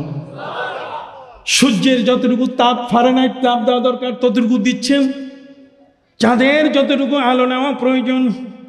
হুয়াল্লাযী জাআলাশ শামসা দিয়াআন ওয়াল কামারা নূরা, চন্দ্রটা হচ্ছে ডিম লাইট, এর কতটুকু আলো নিতে হবে তাও আল্লাহ তাআলা সেই ব্যবস্থা করে দিয়েছেন নদীর জোয়ার ভাটার মাধ্যমে। কতক্ষণ না ওর মাধ্যমে নদীতে জোয়ার ভাটা চলে আসে। পৃথিবীর প্রতিটি মানুষের ভিতরে এই ধরনের বিষয়গুলো জড়িত। ফলে প্রফেসর তাকাসুম তিনি হুজুরকে বললেন যে হুজুর আমি বুঝতে পেরেছি একটা আয়াতের মধ্যে এই মহাসমুদ্র সমুদ্র সম তার চেয়ে মহাজ্ঞানের ভিতরে আছে, কাজে আর আমি সামনে বার হতে চাই না, আপনি দয়া করে আমাকে কালেমা পড়িয়ে মুসলমান বানান। দেখুন এটা হচ্ছে কোরআন। আর সেই কোরআন এটা কেউ যাতে প্রচার করতে না পারে, এই কোরআনটা কেউ যেন নিতে না পারে, যে কারণে মস্কো রাশিয়ার যে মস্কোতে যখন কোনো প্লেন ল্যান্ড করে, কোনো বিমান যখন নামলে পরে তারপর পাসপোর্টগুলোতে দেখে যে পাসপোর্টের নামটা কি। এটা পাসপোর্টের নাম যদি মোহাম্মদ থাকে অথবা উমর থাকে, উসমান থাকে, আলী থাকে, সাথে সাথে তাকে আলাদাভাবে তাকে রেখে, তাকে কুকুর দিয়ে, তাকে নানাভাবে ডগ দিয়ে তার পুরা দেহ, তার লাগেজ ব্যাগেজ তন্ন তন্ন করে সার্চ করে। কারণ জিজ্ঞেস করা হয়েছে যেটা উপরের নির্দেশ, এই নামের যে মানুষগুলো আসবে পাসপোর্টে যাদের নাম আছে ওদের সাথে এমন একখানা কিতাব আছে যে এই কিতাবখানা যদি এই দেশে প্রবেশ করে তাহলে এদেশের মানুষ তার আগের জীবনে থাকতে পারবে না। তার মানে আল কোরআন নিয়ে সে প্রবেশ করছে কি না, কোরআন নিয়ে যেন প্রবেশ করতে না পারে। অথচ সে দেশে আজ প্রায় 17টি রাষ্ট্র তৈরি হয়ে গেছে, যেটি মুসলমানের কালেমার পতাকা পথ পথ করে আকাশে উঠতেছে। যাই হোক, খলিফা মনসুরের কথা বলতেছিলাম, মনে আছে কি? খলিফা মনসুর তিনি বক্তব্য দেওয়ার জন্য এই অমুসলিমদেরকে বললেন যে তোমরা মুসলমানের সামনে বক্তব্য দাও। যার যার হিন্দু সন্ন্যাসী, ঠাকুর, পাদ্রী যার যার বক্তব্য দিল। শেষ পর্যন্ত একজন ইহুদি এত চমৎকার কোরআনকে নিয়ে বক্তব্য দিল, যার বক্তব্যে খলিফা মনসুর তিনি অবাক হয়ে গেছেন যে মুসলমানের কাছে যে তথ্য নাই তার চেয়ে বেশি তথ্য তার কাছে আছে। সে কোরআন সম্পর্কে এত নলেজ তার, এত জ্ঞান তার, যেই জ্ঞানটাকে তিনি মূল্যায়ন করে দেখছেন যে এই লোকটা মনে হয় সে পুরো মুসলমান, অল্প একটু বাকি আছে। বক্তৃতার শেষে তিনি তাকে ডাক দিলেন খাস কামরায়। খলিফা মনসুর আপনারা জানেন যে বাগদাদের রূপকার, যিনি বাগদাদটাকে সাজিয়েছেন, বাগদাদের রূপকার হলেন খলিফা মনসুর, যার যুগে হযরতে ইমাম মালিক রহমতুল্লাহ আলাই হাদিস গ্রন্থ মুয়াত্তা ইমাম মালিক লিখেছিলেন। কথা বুঝতে পারছেন? খলিফা মনসুর তিনি তাকে খাস কামরায় ডাকলেন। ইহুদি সেই পণ্ডিতকে ডেকে বললেন, পণ্ডিত, যেভাবে আপনি কোরআনের পক্ষে কথা বলেছেন, কোরআনের ব্যাখ্যা দিয়েছেন তা এত চমৎকার, আমার মনে হয় আপনি 15-16 আনা আপনি মুসলমান হয়ে গেছেন, আর সিকি আনা বাকি আছে। বুঝেন তো কত সিকি আনা বাকি আছে? এই সিকি আনা যদি আপনি একটু ছেড়ে দিয়ে আপনি যদি কলেমা পড়ে নেন তাহলে আমি রাষ্ট্রের সবচেয়ে বড় পদটা আপনাকে দিয়ে দিব। ইহুদি বলছে না, আমি মুসলমান হওয়ার জন্য বক্তব্য দেই নাই, আমি কোরআনের কথাগুলো বলেছি। আছে না অনেক সময় অনেক খ্রিস্টান আমাদের রোজা নিয়ে কথা বলেন, আমাদের এই যে ফাস্টিং আমরা যে রোজা রাখি এটা নিয়ে কথা বলে, আমাদের নামাজ নিয়ে কথা বলে, আমাদের ইবাদত বন্দেগী নিয়ে কথা বলে। আমি তো সেদিকে আজকে যেতে পারবো না, আমি সংক্ষিপ্তভাবে এদিকে আগাবো। তবে বলতে চাই যেটা খলিফা মনসুর তাকে খাস কামরায় ডেকে বললেন, সিকি আনা বাকি আছে, আপনি কলেমাটা পড়ে নেন আমার কাছে, রাষ্ট্রের সর্বোচ্চ সম্মানীয় পদ দিয়ে আপনাকে আমি সম্মান জানাবো। কিন্তু ইহুদি বলছে যে না, আমি তো মুসলমান হওয়ার জন্য এই বক্তৃতা দেই নেই। তাহলে ঠিক আছে, স্বাভাবিকভাবে যে অনারিয়াম হাদিয়া যা হয় হাদিয়া দিয়ে তাকে তিনি বিদায় করলেন। 1 বছর পরে ইহুদি ওই পণ্ডিত হাতে লাঠি নিয়ে কলম এবং সাথে কোরআন নিয়ে তার সামনে উপস্থিত, বলছে, বাদশাহ মহোদয়, খলিফা মহোদয়, আমি আপনার কাছে ফিরে এসেছি। কয় কেন? আমি আপনার কাছে কালেমা পড়তে চাই। দেন কতদিন? আবার বলেন কতদিন? 1 বছর পরে খলিফা মনসুরের কাছে সেই ইহুদি উপস্থিত। খলিফা মনসুর বলছেন যে এখন তো আমার কাছে ওই পদ নাই, তোমাকে তো আমি সেই পদ আর দিতে পারবো না। তোমার জন্য যে পদ আমি রেখেছিলাম, সেই সময় আমি তোমার জন্য যা মনস্থ করেছিলাম, সেই পদটি তো আমার কাছে এখন নেই। বলছে, জনাব, আমি আপনার কাছে পদ চাওয়ার জন্য আজকে আসি নাই, বরং আমাকে বাঁচাবার জন্য আমি আসছি, আমাকে রক্ষা করার জন্য আমি এসেছি। কি রক্ষা? সেই রক্ষাটা হলো যে আমি এই কোরআন, আমি একজন পণ্ডিত মানুষ, আমার কাছে কলম আছে। দেখেন, শিক্ষিত মানুষের কাছে কি কলম? দেন আমার 2টা কলম একসাথে। কথা বুঝতে পারছেন? অশিক্ষিত মানুষ, তার তো কলম লাগে না, তার তো টিপসই যথেষ্ট। কিন্তু শিক্ষিত মানুষের পকেটে কি লাগে? যখন শিক্ষিত মানুষ কলম তালাশ করে তখন লজ্জার কথা। এই জন্য আমি ডবল কলম রাখি। একটু ছোট মজাক করলাম আপনাদের সাথে। কথা বুঝতে পারছেন? দরুদ শরীফ পড়ি, সাল্লাল্লাহু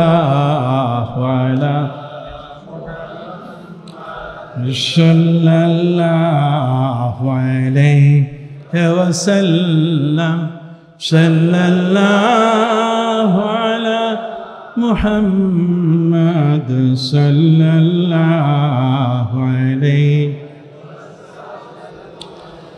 আজকান নাসাবি আলাল হাসাবি কুল্লুল আরবি ফি খিদমতিহি সাল্লাল্লাহু।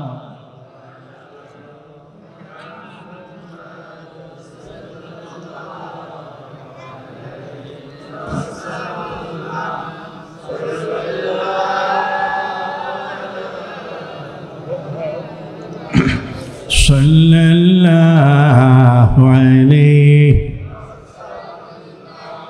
সম্মানিত সুধী, খলিফা মনসুরের কাছে সেই ইহুদির বক্তব্য। ইহুদি বলছে যে আমি একজন পণ্ডিত মানুষ, আমি তৌরাত, জবুর, ইনজিল এগুলো সব আমার হাতে আমি লেখি, আমি লাইব্রেরি করে আমি এটা বিক্রি করি। তো মুসলমানের কোরআনটাও আমি লেখা শুরু করলাম।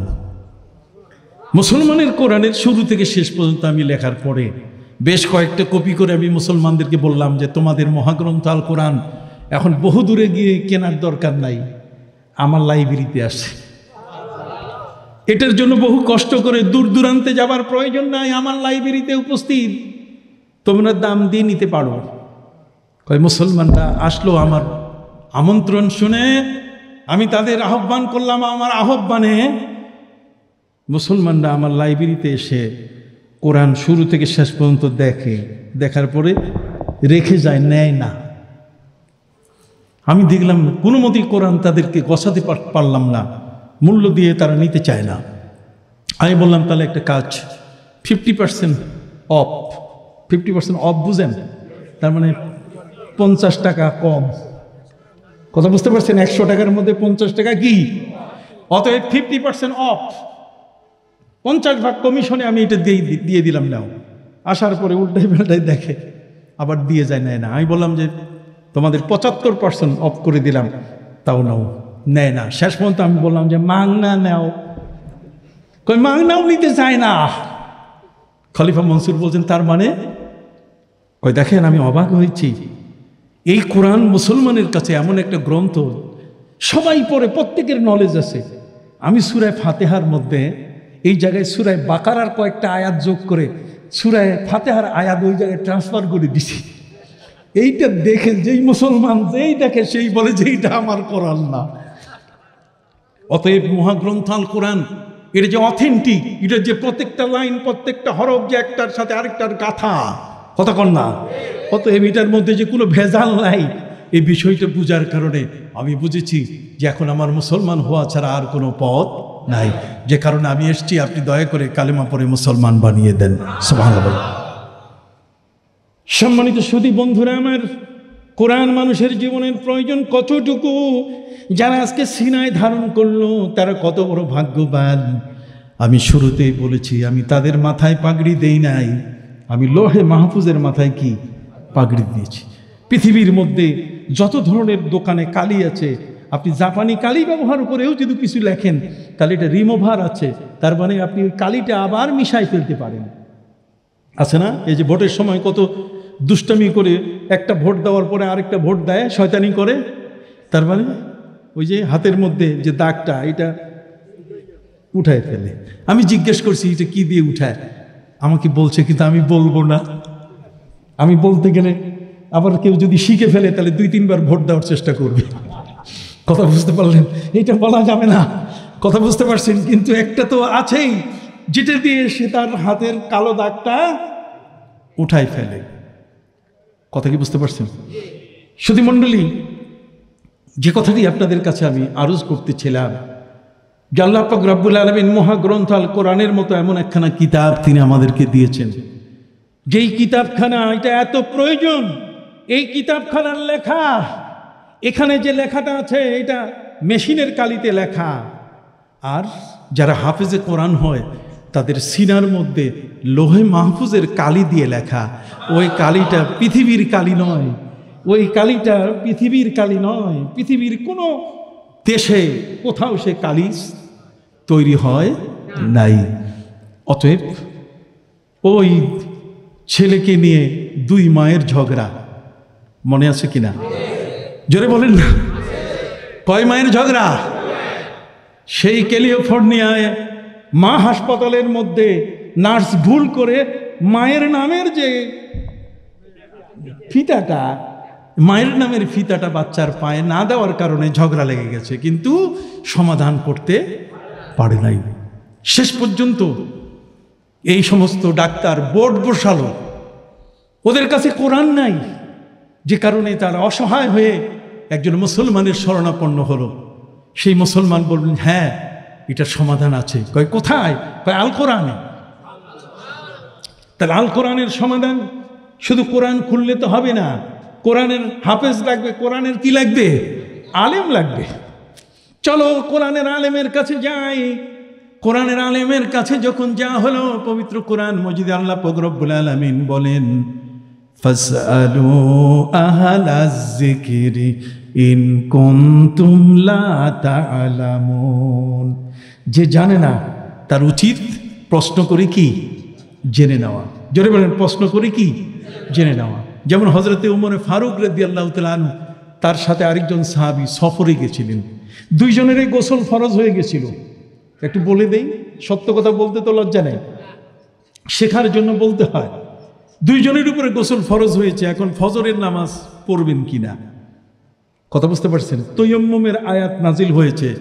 এখন এই তৈয়ম্মুম সম্বন্ধে সাথী হযরতে উমরকে জিজ্ঞাসা করছেন যে, ওমর আমার উপরে তো গোসল ফরজ হয়েছে। ওমর বলছেন আমারও তো।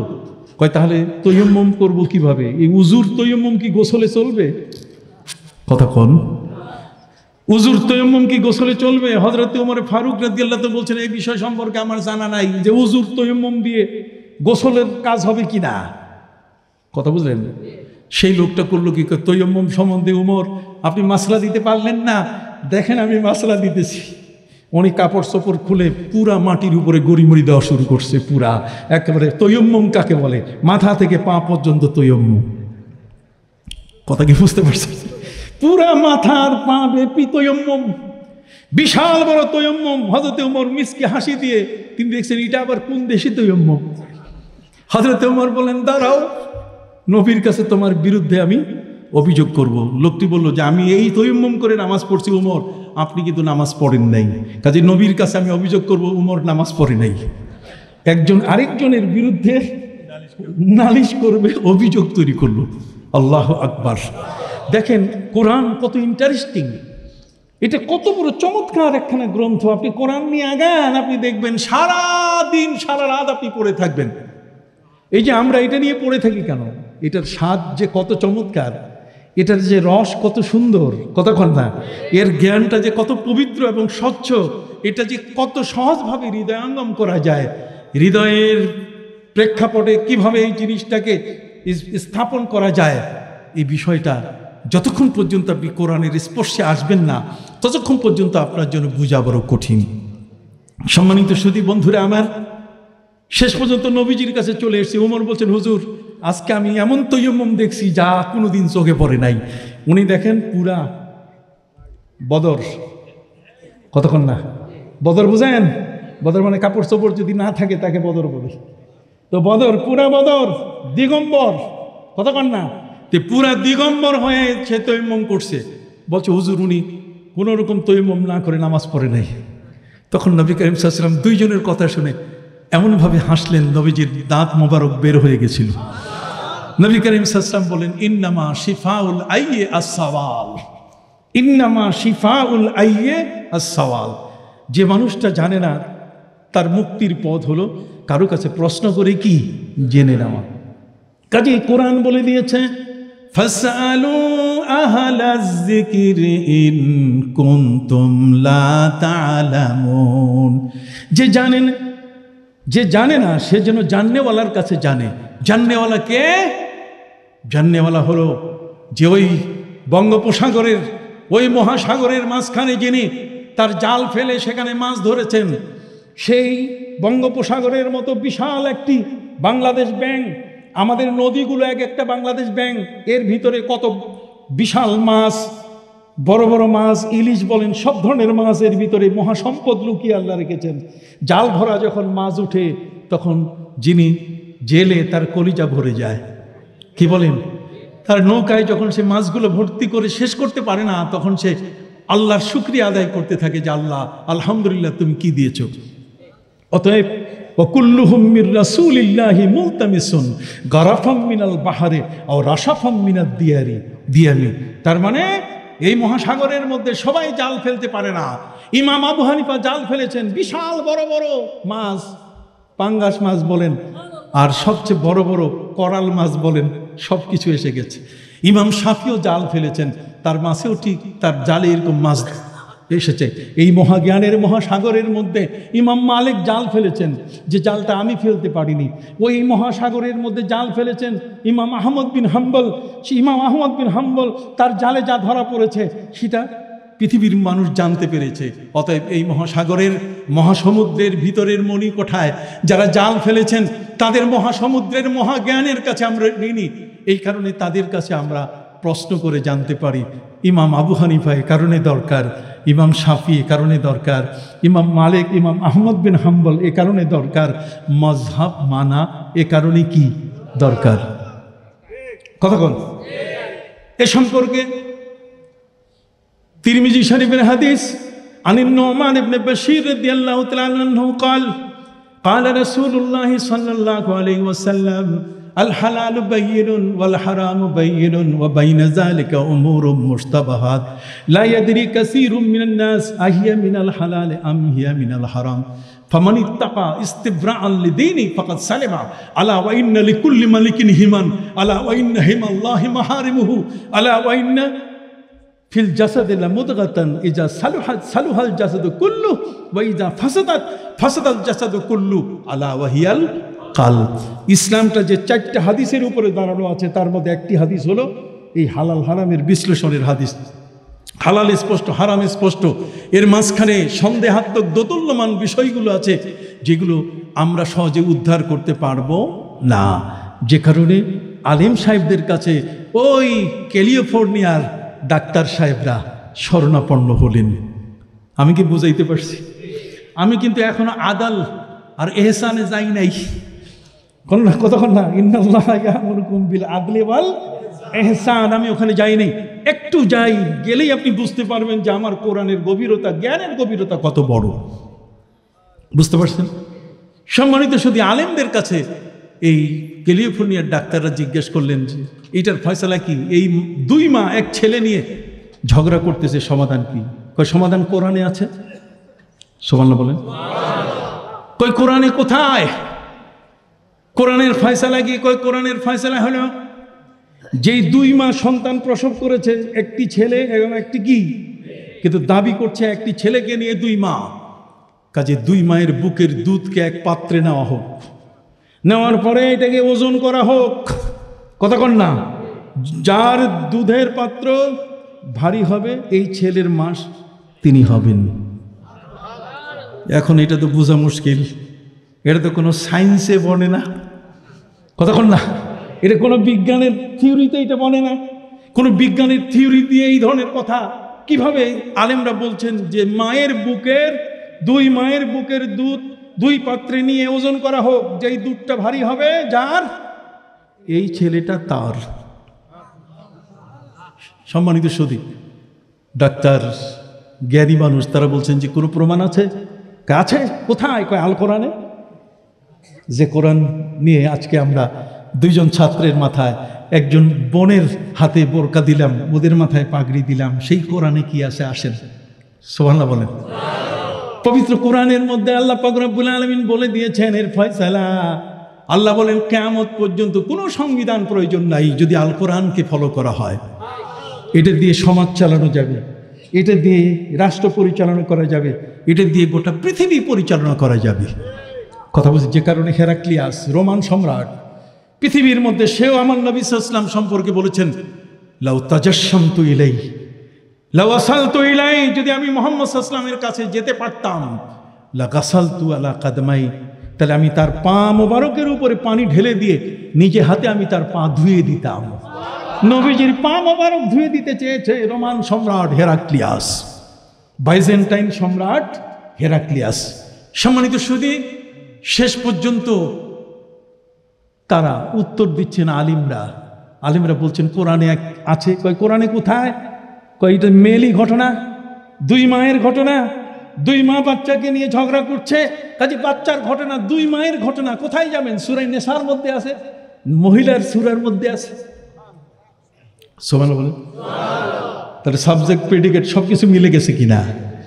সম্মানিত সুধী, আলেমরা কোরআনের আয়াত তেলাওয়াত করে শোনালেন, যে আয়াতের আলোকে তারা বলেছেন যে মায়ের বুকের দুধ ভারী হবে, ছেলেটা তার হবে। পবিত্র কোরআন মজিদে আল্লাহ তাআলা বলে দিয়েছেন লিজ্জাকারি মিসলু হাযিল উনসায়াইন। এতদিন আমরা পড়ছি যে এই আয়াতটা হচ্ছে জমি ভাগ বাটোয়ারার। আপনারা কি আমার কথাগুলো শুনতেছেন? তাহলে বড় করে বলেন সুবহানাল্লাহ। লিজ্জাকারি মিসলু হাযিল উনসায়াইন, আল্লাহ বলছেন এক ছেলে সমান দুই মেয়ে, দুই মেয়ে সমান এক কি ছেলে। বন্টনটা ঠিক এইভাবে হবে, অতএব বন্টনটা এইভাবে হবে। এর উপর ভিত্তি করে আলেমরা বললেন যে দেখেন, এখানে দুই মেয়ের তুলনায় একটা ছেলের ওয়েট অনেক বেশি, একটা ছেলের ওয়েট হচ্ছে দুইটা মেয়ের সমান। অতএব মায়ের বুকের দুধ, ছেলে যদি জন্ম নেয় তার ওয়েট বেশি হবে। ডাক্তার যারা আছে তারা বলছে যে আপনারা এই জিনিসটা পাইলেন কোথায়, এই রিসার্চটা করলেন কিভাবে? বড্ড করে বলেন না সুবহানাল্লাহ। কি শুনতে মন চায় কিনা? দেখেন কোরআন, আল্লাহু আকবার। বাজে কথা বলা তো দরকার নাই, কোরআন দিয়ে মানুষ হেদায়েতের পথে আসে। ইন্নাল কোরআন ইয়াহদি লিল্লাতি হিয়া আকওয়াম। একেবারে মানুষকে সোজা করার গ্রন্থ হলো কি? কোরআন। আপনি কোরআন বাদ দেন, কোনো মানুষকে আপনি সোজা করতে পারবেন না। পুলিশের লাঠি দিয়ে, আর্মির লাঠি দিয়ে আপনি কয়দিন সোজা করবেন? কথা বুঝতে পারছেন? কোরআন দিয়ে বিশ্বকে সোজা করা যায়। এই কোরআনই হচ্ছে একমাত্র হাতিয়ার। এটা এমন একখানা আকামাত গাজালাতুস সুকাত দারাবি লিআহলিল ইরাকাইন হাওলান কামিতা। আপনি একটা বাঁশের কঞ্চি দিয়ে যখন ছিপ বানাবেন, ছিপ বুঝেন মাছ ধরার জন্য ওই যে বড়শি লাগায় ছিপ, তো ছিপ বানাবার জন্য বাঁশের কঞ্চি, এটা কি সোজা থাকে না আঁকা বাঁকা থাকে? আঁকা বাঁকা থাকে। আঁকা বাঁকা থাকলে তখন এটা আগুনের মধ্যে দিয়া তারপর এটা সোজা করতে হয়। আল কোরআনের জীবন ব্যবস্থা যখন আসে তখন ওই কঞ্চি বাঁকাটা ওটা জীবনের মতো সোজা হয়ে যায় একেবারে পুরা। বুঝতে পারলেন? তখন আপনি যেখানেই দিবেন বড়শি, সেখানে মাছের মুখেই আপনার আধারটা পড়বে, আপনি সাথে সাথে সেটা তুলে আনতে পারবেন। বড় বড় করে বলেন সুবহানাল্লাহ। এই জন্য ভাইরা আমার, প্রশ্ন করা হলো আলেম সাহেবদের যে আপনারা এই রিসার্চটা পাইলেন কই, এটা গবেষণাটা কার? তখন আলেম সাহেবরা বললেন এই গবেষণা হচ্ছে হযরতে আলী রাদিয়াল্লাহু তাআলা আনহুর। কার? হযরতে আলীর গবেষণা। তাহলে কোরআনের গবেষণা আমি পর্যন্ত বাকি থাকে নাই। আমি জানি না, আমি কোরআন পড়ি না, কোরআনের অন্তর্নিহিত, কোরআনের অন্তরের ভেতরে লুকিয়ে থাকা মহাজ্ঞানগুলো এগুলো রিচার্জ করে করে আলেম সম্প্রদায় বের করে রেখেছেন, আর আমি এগুলো সব রেখে দিয়েছি বহু দূরে। কতক্ষণ না? অতএব হযরত আলী রাদিয়াল্লাহু তাআলার সময়কালে এটি এই ইস্তিহাদ এটার উপরে এই গবেষণাটা আসছে। কেমন? হযরত আলী রাদিয়াল্লাহু তাআলার সময়কালে একদিন অন্ধকারের মধ্যে, একদিন কি অন্ধকারের মধ্যে 2 মা সন্তান প্রসব করেছেন, একটি ছেলে একটি কি মেয়ে। এখন 2 মাই ঝগড়া, এই ছেলেটা আবার শেষ পর্যন্ত ওই সময় তো ডিএনএ টেস্ট অমুক তমুক কোনো ব্যবস্থা ছিল না, ফলে তারা চলে গেছেন কার কাছে? হযরত আলী রাদিয়াল্লাহু তাআলার কাছে। হযরত আলী রাদিয়াল্লাহু তাআলার কাছে যাবার পরে হযরত আলী বলছেন, তাহলে কাজ করো, এই 2 মায়ের বুকের দুধ ওজন করে দেখো কার বুকের দুধ ওজন বেশি হয়, যারটা বেশি হবে ছেলেটার মা সে হবে। হযরত আলীকে তারা জিজ্ঞেস করলেন যে আলী এটা কোত্থেকে পাইলেন? এটা কোরআন থেকে পাইছি। আসেন, হযরত আলী এখন কোত্থেকে বাইর করছে? কোরআনের আয়াত কিন্তু আরেকটা। সুবহানাল্লাহ বলেন। কোরআনের আয়াত কি? আরেকটা আয়াত। কোরআনের আরেকটা আয়াতের মধ্যে আল্লাহ তাআলা বলছেন, কি চমৎকার! আল্লাহ বলছেন ফাস্তাশহিদু শাহিদাইন, বিচারের ক্ষেত্রে তোমরা 2 জন সাক্ষী রাখবে। কয়জন? ফাইন লাম ইয়াকুনা, যদি 2 জন পাওয়া না যায়, ফারাজুলুন ওয়া ইমরাতান, তাহলে 1 জন পুরুষ আর 2 জন কি মহিলা। তাহলে 1 জন পুরুষ 2 জন কি মহিলা, তাহলে বোঝা গেল 1:2। কথা বুঝতে পারছেন? তার মানে 1 জন পুরুষ সমান 2 জন কি। তাহলে সেই দিক থেকে পুরুষের ওয়েট মহিলার চেয়ে কি বেশি, এই জন্য পুরুষের কোমরের শক্তি বেশি। এই জন্য মায়ের বুকের দুধ যদি কোনো মা তার সন্তানকে না খাওয়ায়, নবীজি বলছেন তাকে সেনাবাহিনীতে ভর্তি করা যাবে না। আল্লাহর নবী বলছেন মায়ের বুকের দুধ যে শিশু খায় না, আমাদের মায়েরা রেড কাউ খাওয়ায়, দানো খাওয়ায়, সেরিলাক খাওয়ায়, কতক্ষণ না, বুকের দুধ সন্তানকে খাওয়ায় না। অথচ পবিত্র কোরআনের মধ্যে আল্লাহ পাক রব্বুল আলামিন মায়ের উপরে দায়িত্ব দিয়েছে। আপনি কি জানেন? পবিত্র কোরআন মজিদে আল্লাহ বলেছেন ওয়াল ওয়ালিদাতু ইউরদি'না আওলাদাহুন্না হাওলাইনি কাবিলাইন। একটি বাচ্চা তার মায়ের বুকে 2 বছর দুধ পান করার কি অধিকার রাখে। সুবহানাল্লাহ বলেন। এ নিয়ে অনেক ঘটনা, আমি সেদিকে যাব না। হযরত উমরের শাসনকালের এক বিশাল ঘটনা এর সাথে জড়িত। আমি এই কথা শেষ করে আগাতে চাই।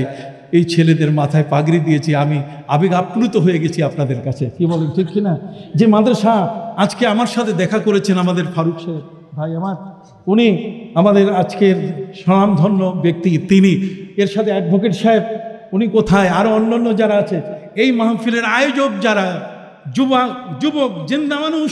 আমার নবী সাল্লাল্লাহু আলাইহি ওয়াসাল্লাম বলছেন ওয়ালাকাদ আওয়ানানি আশ-শাবাব ওয়া খালাফানি আশ-শুয়ুখ।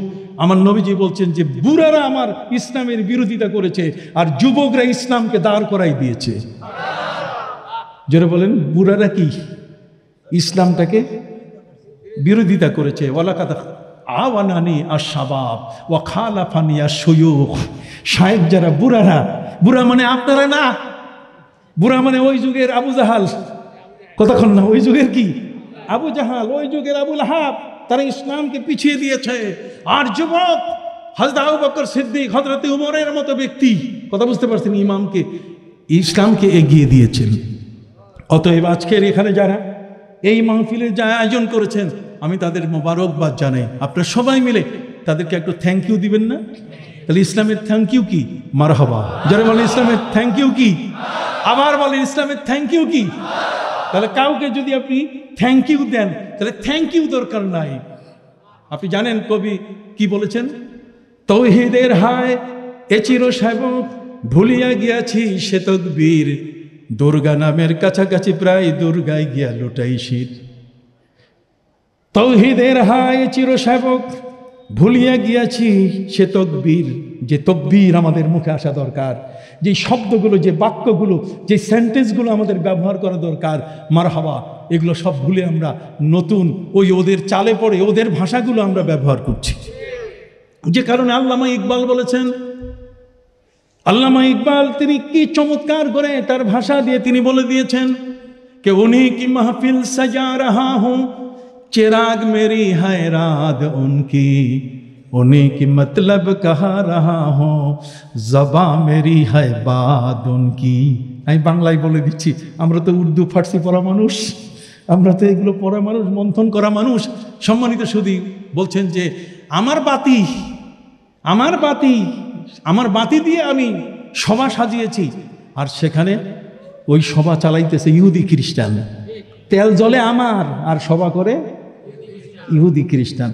उन्हीं की महफिल सजा रहा हूँ, चिराग मेरी है रात उनकी, उन्हीं की मतलब कहा रहा हूँ, जबा मेरी है बात उनकी। আমি তাদের মজলিসে বক্তব্য দিচ্ছি, কিন্তু সেই বক্তব্যটা আমার না, আমার জিহ্বাটাকে তারা কিনে নিয়েছে, ফলে আমি তাদের কথা বলছি। এই ধরনের বেঈমান আছে কিনা? জোরে বলেন, এই ধরনের বেঈমান আছে কিনা? ইহুদি খ্রিস্টানদেরকে প্রাধান্য দেয়, ওরা বৌদ্ধদের প্রাধান্য দেয়, ওরা পৃথিবীতে অমুসলিমদের প্রাধান্য দেয়, অথচ নিজের কোরআন, নিজের নবীজি মুহাম্মদ রাসূলুল্লাহ সাল্লাল্লাহু আলাইহি ওয়াসাল্লাম, সাহাবায়ে কেরামের কত চমৎকার পুলকিত জীবন, কত আলোকিত জীবন তাদের রয়েছে, সেই আলোকিত জীবনগুলো তাদের চোখে পড়ে না। হযরত আলী রাদিয়াল্লাহু তাআলা আনহু তিনি কোরআনের আয়াত দিয়ে বললেন, সাক্ষী কয়জন? যদি না পাওয়া যায় তাহলে একজন পুরুষ, দুইজন কি? বাস। তাহলে সেখানেই তিনি বুঝতে পেরেছেন যে এখানে একটা বিষয় আছে। এতদিন আমরা হিসাব করেছি লিজ্জাকরে মিসলু হাজ্জিল উনসায়াইন, এটা হচ্ছে ভাগ বাটোয়ারার আয়াত, কিন্তু এখন দেখি না, ভাগ বাটোয়ারার আয়াত না, ওই ছেলে বাচ্চা নিয়ে তাদের যে ঝগড়া, সেখানের সমাধান এই আয়াতের মধ্যে রয়ে গেছে। কাজে একটা আয়াত যে শুধুমাত্র একটা বিষয়ের উপরে, তা কিন্তু কখনো নয়। তাহলে আমরা আজকের এই বিষয়টির উপরে একটি পর্বে এসে আমরা এই কথা বলতে পারি, যারা আজকে কোরআন হেফজ করেছে, সিনার মধ্যে ধারণ করেছে, তারা কি সাধারণ না অসাধারণ? আবার বলেন, তারা কি সাধারণ? তারা হচ্ছে কি? এই জন্য অসাধারণটাকে প্রমাণ করার জন্য মাথায় কি দিয়েছি? পাগড়ি দিয়েছি। মাথায় পাগড়ি দিয়ে সে একটা সাধারণ নয়, অসাধারণ। আল্লাহ তাকে এত বড় একখানা কিতাব নিজের সিনায় আনার সুযোগ করে দিলেন। প্রিয় নবী সাল্লাল্লাহু আলাইহি ওয়াসাল্লামের কাছে সাহাবায়ে কেরামের এক দল এসে বললেন, হুজুর, আমরা বিদেশে গেছিলাম, বিদেশে যাওয়ার পরে কেউ আমাদেরকে তাদের বাড়িতে রাতের বেলায় জায়গা দেয় নাই, রাতের বেলায় কারো বাড়িতে আমরা থাকার সুযোগ পাই নাই, ফলে রাত্রবেলায় রাত কাটানোর জন্য আমরা নিজেরা জঙ্গল বেছে নিলাম। জঙ্গলে গিয়ে সেখানে আমরা ছোট ছোট গাছগুলো কেটে আমরা বিছানা বিছাবার জন্য ব্যবস্থা নিলাম। বিছানাগুলো যখন বিছানো শুরু হয়ে গেল, আমরা হেলান দিয়ে যখন শুতে গেলাম, তখন দেখি আমরা কেউ ঘুমাতে পারিনি। নবীজি বললেন, ঘুমাতে পারো নাই কেন? এলাকার মানুষ জায়গা দেয়নি, এরা মুসলমান, মুসলমানদেরকে ঘরে জায়গা দেওয়া যাবে না, যে কারণে তারা জঙ্গল বেছে নিয়েছেন। আপনি জানেন ইসলামের ইতিহাসে হুনাইনের যুদ্ধে, সেখানে কিন্তু মুসলমানরা ওই যুদ্ধে বলে দিয়েছিলেন, ইয়া আইয়াতুল হাশারাত, রে জঙ্গলের যে সমস্ত হিংস্র প্রাণী, উখরুজু মিনহা, সব বের হয়ে যাও, নাহানু মিন আসহাবি রাসূলিল্লাহ সাল্লাল্লাহু আলাইহি ওয়াসাল্লাম, আমরা নবীজি সাহাবী রাত থাকবো। হুকুম করার সাথে সাথে বাঘ বাঘিনী, সিংহ শাবক, সাপ তার ডিম নিয়ে সব বের হয়ে গেছে। কথা বুঝতে পারছেন? অতএব নবী করিম সাল্লাল্লাহু আলাইহি ওয়াসাল্লাম তাদেরকে জিজ্ঞেস করলেন, তোমরা জঙ্গলের মধ্যে রাত কাটালে, কিন্তু ঘুমাতে পারো নাই কেন? সাহাবীরা বলেন, হুজুর, আমরা ঘুমাতে পারি না এই কারণে, যেহেতু মাটির নিচ থেকে কোরআনের আওয়াজ, কোরআনের তেলাওয়াত আমাদের কানে আসতেছিল, এবং এত মধুর কণ্ঠে, যেই মধুর কণ্ঠের আওয়াজটা শুনে আমাদের কারো চোখে ঘুম নাই, এভাবে আমাদের ফজর হয়ে গেছে। প্রিয় নবী সাল্লাল্লাহু আলাইহি ওয়াসাল্লাম জিজ্ঞাসা করলেন, তোমরা কোন আয়াত শুনেছো, কোন সূরা শুনেছো বলো। সাহাবায়ে কেরাম বলেন, হুজুর, সূরা মুলক, তাবারাকাল্লাযী বিয়াদিহিল মুলকু ওয়া হুয়া আলা কুল্লি শাইইন কাদির। সূরা মুলক, রাধাধিরাজ, রাজ্যের ক্ষমতা মহান আল্লাহর হাতে। এই সূরাটি তেলাওয়াত আমরা শুনে মনোমুগ্ধকর অবস্থায় তন্ময় হয়ে আমরা শুনতেছিলাম, রাতে আমরা ঘুমাতে পারিনি। নবী করিম সাল্লাল্লাহু আলাইহি ওয়াসাল্লাম শুনে বললেন, ওয়াহিয়া মানিয়া, ওয়াহিয়া মানিয়া, ওয়াহিয়া মানিয়া। আল্লাহর নবী তিনবার বললেন, যদি কোনো ব্যক্তি ঘুমাবার আগে যদি সূরা মুলক পড়ে ঘুমায়, তাহলে আল্লাহর দরবারে পৌঁছা পর্যন্ত মাঝখানের কোনো বাধা তাকে আটকায় রাখতে পারবে না। কথা বুঝতে পারছেন? আল্লাহ পর্যন্ত তার পুরা দুয়ার কি হয়ে যাবে? খুলে যাবে। নবী করিম সাল্লাল্লাহু আলাইহি ওয়াসাল্লামকে সাহাবায়ে কেরাম জিজ্ঞেস করলেন যে, হুজুর, মাটির নিচ থেকে কোরআনের আওয়াজ এটা কেমনে আমরা শুনতেছিলাম। নবীজি বললেন যে এই জঙ্গলের মধ্যে একজন হাফেজের কবর আছে, ওই হাফেজের সিনা থেকে কোরআনের তেলাওয়াত, সিনা থেকে কোরআনের তেলাওয়াত হচ্ছে, আর সেই তেলাওয়াতটা তোমরা শুনেছিলে। সুবহানাল্লাহ বলেন। তাহলে এরা কি সাধারণ? আসুন সেই অসাধারণ যাদের সিনায় সেই কোরআন, আজকের 64 নম্বর আয়াতের 64 নম্বর সেই সূরার মধ্যে সূরায়ে তাগাবুন। তাগাবুন শব্দের অর্থ হচ্ছে বঞ্চনা, তাগাবুন শব্দের অর্থ হচ্ছে লাঞ্ছনা, তাগাবুন শব্দের অর্থ হচ্ছে হার জিত। কথা কন না? তাগাবুন শব্দের অর্থ কি? হার জিত। এই সূরাটির মধ্যে 4 থেকে 10 নম্বর আয়াত পর্যন্ত আল্লাহ তাআলা তার সৃষ্টির কৌশল, তার নিজের ক্ষমতার কথা তিনি বলেছেন। এরপরে এসে বিশ্বাসের কথা তিনি বলেছেন। তারপর শেষে এই পৃথিবীর মধ্যে তিনি যে একচ্ছত্র ক্ষমতার অধিকারী, পৃথিবীর মধ্যে তিনি ইচ্ছে করলে কারো গলার মধ্যে ফুলের মালা, আবার কাউকে জুতার মালা পরিয়ে ঝেঁটিয়ে তাকে বিদায় করতে পারেন। এই ক্ষমতা কার? আরে জোরে বলেন কার? পৃথিবীতে মহা ক্ষমতার অধিকারী কে? জগতের মধ্যে কাকে কখন আল্লাহ তাআলা বের করে দেন পৃথিবী থেকে? এই পৃথিবীর জমিনে কার কোন সময় লাঞ্ছনা আসে, বঞ্চনা আসে? পৃথিবীর মধ্যে কে কোন সময় তার অপমান, তার ইজ্জত হারিয়ে সর্বশান্ত হয়ে যায়? সূরা তাগাবুনের মধ্যে সেই কথা বলা হয়েছে। আপনারা আমাকে তাফসীর করতে দিয়েছেন বিধায় আমি আপনাদের সামনে বলছি। সম্মানিত সুধী, আসুন শুরুতেই মহাগ্রন্থ আল কোরআনের একটি বিষয়, জগতের মধ্যে যে সমস্ত কবি আসছেন, কবি, কথা বলেন, কবিদের একটা বিশাল জগৎ। কবিদের জগতের মধ্যে কিছু কবির নাম আমি বলি, আপনারা শুনেন। যেমন কবি ইমরুল কায়েস, কথা বল না, আরব্য কবি ইমরুল কায়েস, জাহেলিয়াতের কবি। ঠিক অনুরূপভাবে আনতারা ইবনে সাদ্দাত, কুস ইবনে সাইদাত আল ইয়াদি, এরা হচ্ছে আরব জগতের সবচেয়ে বড় বড় কি কবি। আর নবীর যুগে নবীর জন্য কবিতা পড়া আল্লাহ তাআলা নিষেধ করে দিয়েছেন, তার জন্য এটা মানানসই নয়। ওমা আল্লামনাহু শি'রা ওমা ইয়ামবাগি লাহু, নবীর জন্য এটা মানানসই নয়। এই জন্য নবীর সঙ্গীত শিল্পী আল্লাহ তাআলা তাকে দিয়েছেন, যেই সঙ্গীত শিল্পীর নাম বলতে পারবেন? হযরত হাসান বিন সাবেত। তিনি হলেন নবীর কি সঙ্গীত শিল্পী। সুবহানাল্লাহ বলেন। নবীর সঙ্গীত শিল্পী। এখানে যে কথাটি বলতে চাই সেটা হলো এই, আরব্য জগতে আপনি দেখবেন 10 লাইন মদের প্রশংসা যদি না হয় তাহলে ওই কবিতার গ্রহণযোগ্যতা থাকে না। ওকাস মেলায়, কোথায়? ওকাস, আরবের ওকাস মেলায় যখন কবিদের মধ্যে কাব্য প্রতিযোগিতা হতো, এই কাব্য প্রতিযোগিতা হলে পরে সেখানে সবচেয়ে প্রধান্য বিষয় যেটা বিবেচনার বিষয়, যে তার কয় লাইন মদের প্রশংসা আছে, নারীর প্রশংসা আছে, অথবা কতগুলো বেহায়াপনা কথা কত বেশি সে বলতে পারছে। কথা বুঝতে পারছেন? আল্লাহ তাআলা তাদের সেই চর্চাটাকে সম্পূর্ণভাবে উল্টে দিয়ে তিনি কোরআনের চর্চায় নিয়ে আসলেন। ইউসাব্বিহু লিল্লাহি মা ফিস সামাওয়াতি ওয়াল আরদ, আসমান এবং জমিনের সমস্ত সৃষ্টি আল্লাহর প্রশংসা করে, আল্লাহর তাসবিহ পড়ে। আল্লাহর কি? আসুন আল্লাহর তাসবিহ পড়ে। এই সমস্ত জিনিস, এই তসবিহগুলো কে শুনে, কারা শুনে? গাছ তসবিহ পড়ে, মাছ তসবিহ পড়ে, কথা কন। আল্লাহর সৃষ্টির সমস্ত সৃষ্টি তসবিহ পড়ে। যেমন পবিত্র কোরআন মজিদে আল্লাহ পাক রব্বুল আলামিন বলেন, ওয়া ইন্না মিনহা লামা ইয়াহবিতু মিন খাশিয়াতিল্লাহ। এই পৃথিবীর মধ্যে যতগুলো পাহাড় আছে, কত কি আছে? আপনি জানেন যে পাহাড়, কোনটা বরফের পাহাড় আছে, কোনটা কালো পাহাড় আছে। আমরা যে পাহাড়গুলো দেখি, আপনি দেখে বলবেন কি চমৎকার বিজ্ঞান আমাদেরকে তথ্য দিয়েছে। আপনি কি জানেন যে কোরআন আপনাকে কি তথ্য দিয়েছে? কোরআন আপনাকে তথ্য দিয়েছে, ওয়ামিনাল জিবালি জুদাদুম বিদু ওয়া হুমরুম মুখতালিফুন আলওয়ানুহা ওয়া গারাবিবু সুদ। সুবহানাল্লাহ বলেন। আল্লাহ বলেন পৃথিবীর মধ্যে আমি সাদা রঙের বরফের পাহাড় তৈরি করেছি, হিমালয় পর্বত। দেখেন তার কথাও কোরআনে আছে। আমরা কোরআন পড়ি না, কোরআনের সাথে আমাদের সম্পর্ক নষ্ট করে ফেলেছি আমরা। তার মধ্যে ললিত কলা ঢুকাই দিছে, আবার ওই ট্রান্সজেন্ডারের শরীফা ঢুকাই দিছে। কতক্ষণ না সপ্তম শ্রেণীতে, যার বিরোধিতা আমি করেছি, কতক্ষণ না কঠিনভাবে 42 পৃষ্ঠা LGBTQ+, আমি তার বিরোধিতা করেছি। ট্রান্সজেন্ডার একটা মানুষ, একটা পুরুষ মানুষ নিজেকে মহিলা কিভাবে মনে করতে পারে, কতক্ষণ না কি করে তারা বলছে থার্ড জেন্ডার। পৃথিবীর মধ্যে থার্ড জেন্ডার বলতে ইসলাম কোনো কিছু স্বীকার করে নাই।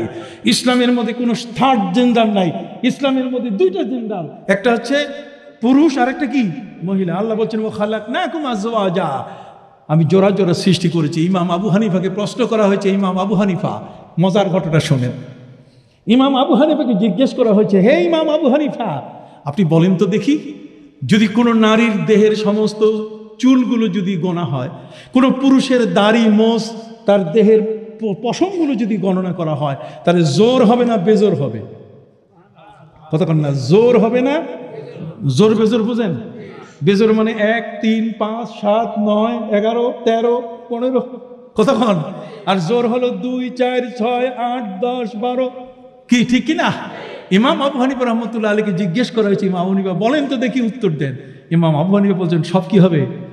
জোর হবে, বেজোর হবে না। সমস্ত মানুষের দেহের পশম যদি তন্ন তন্ন করে গণনা করা হয়, তাহলে কি হবে?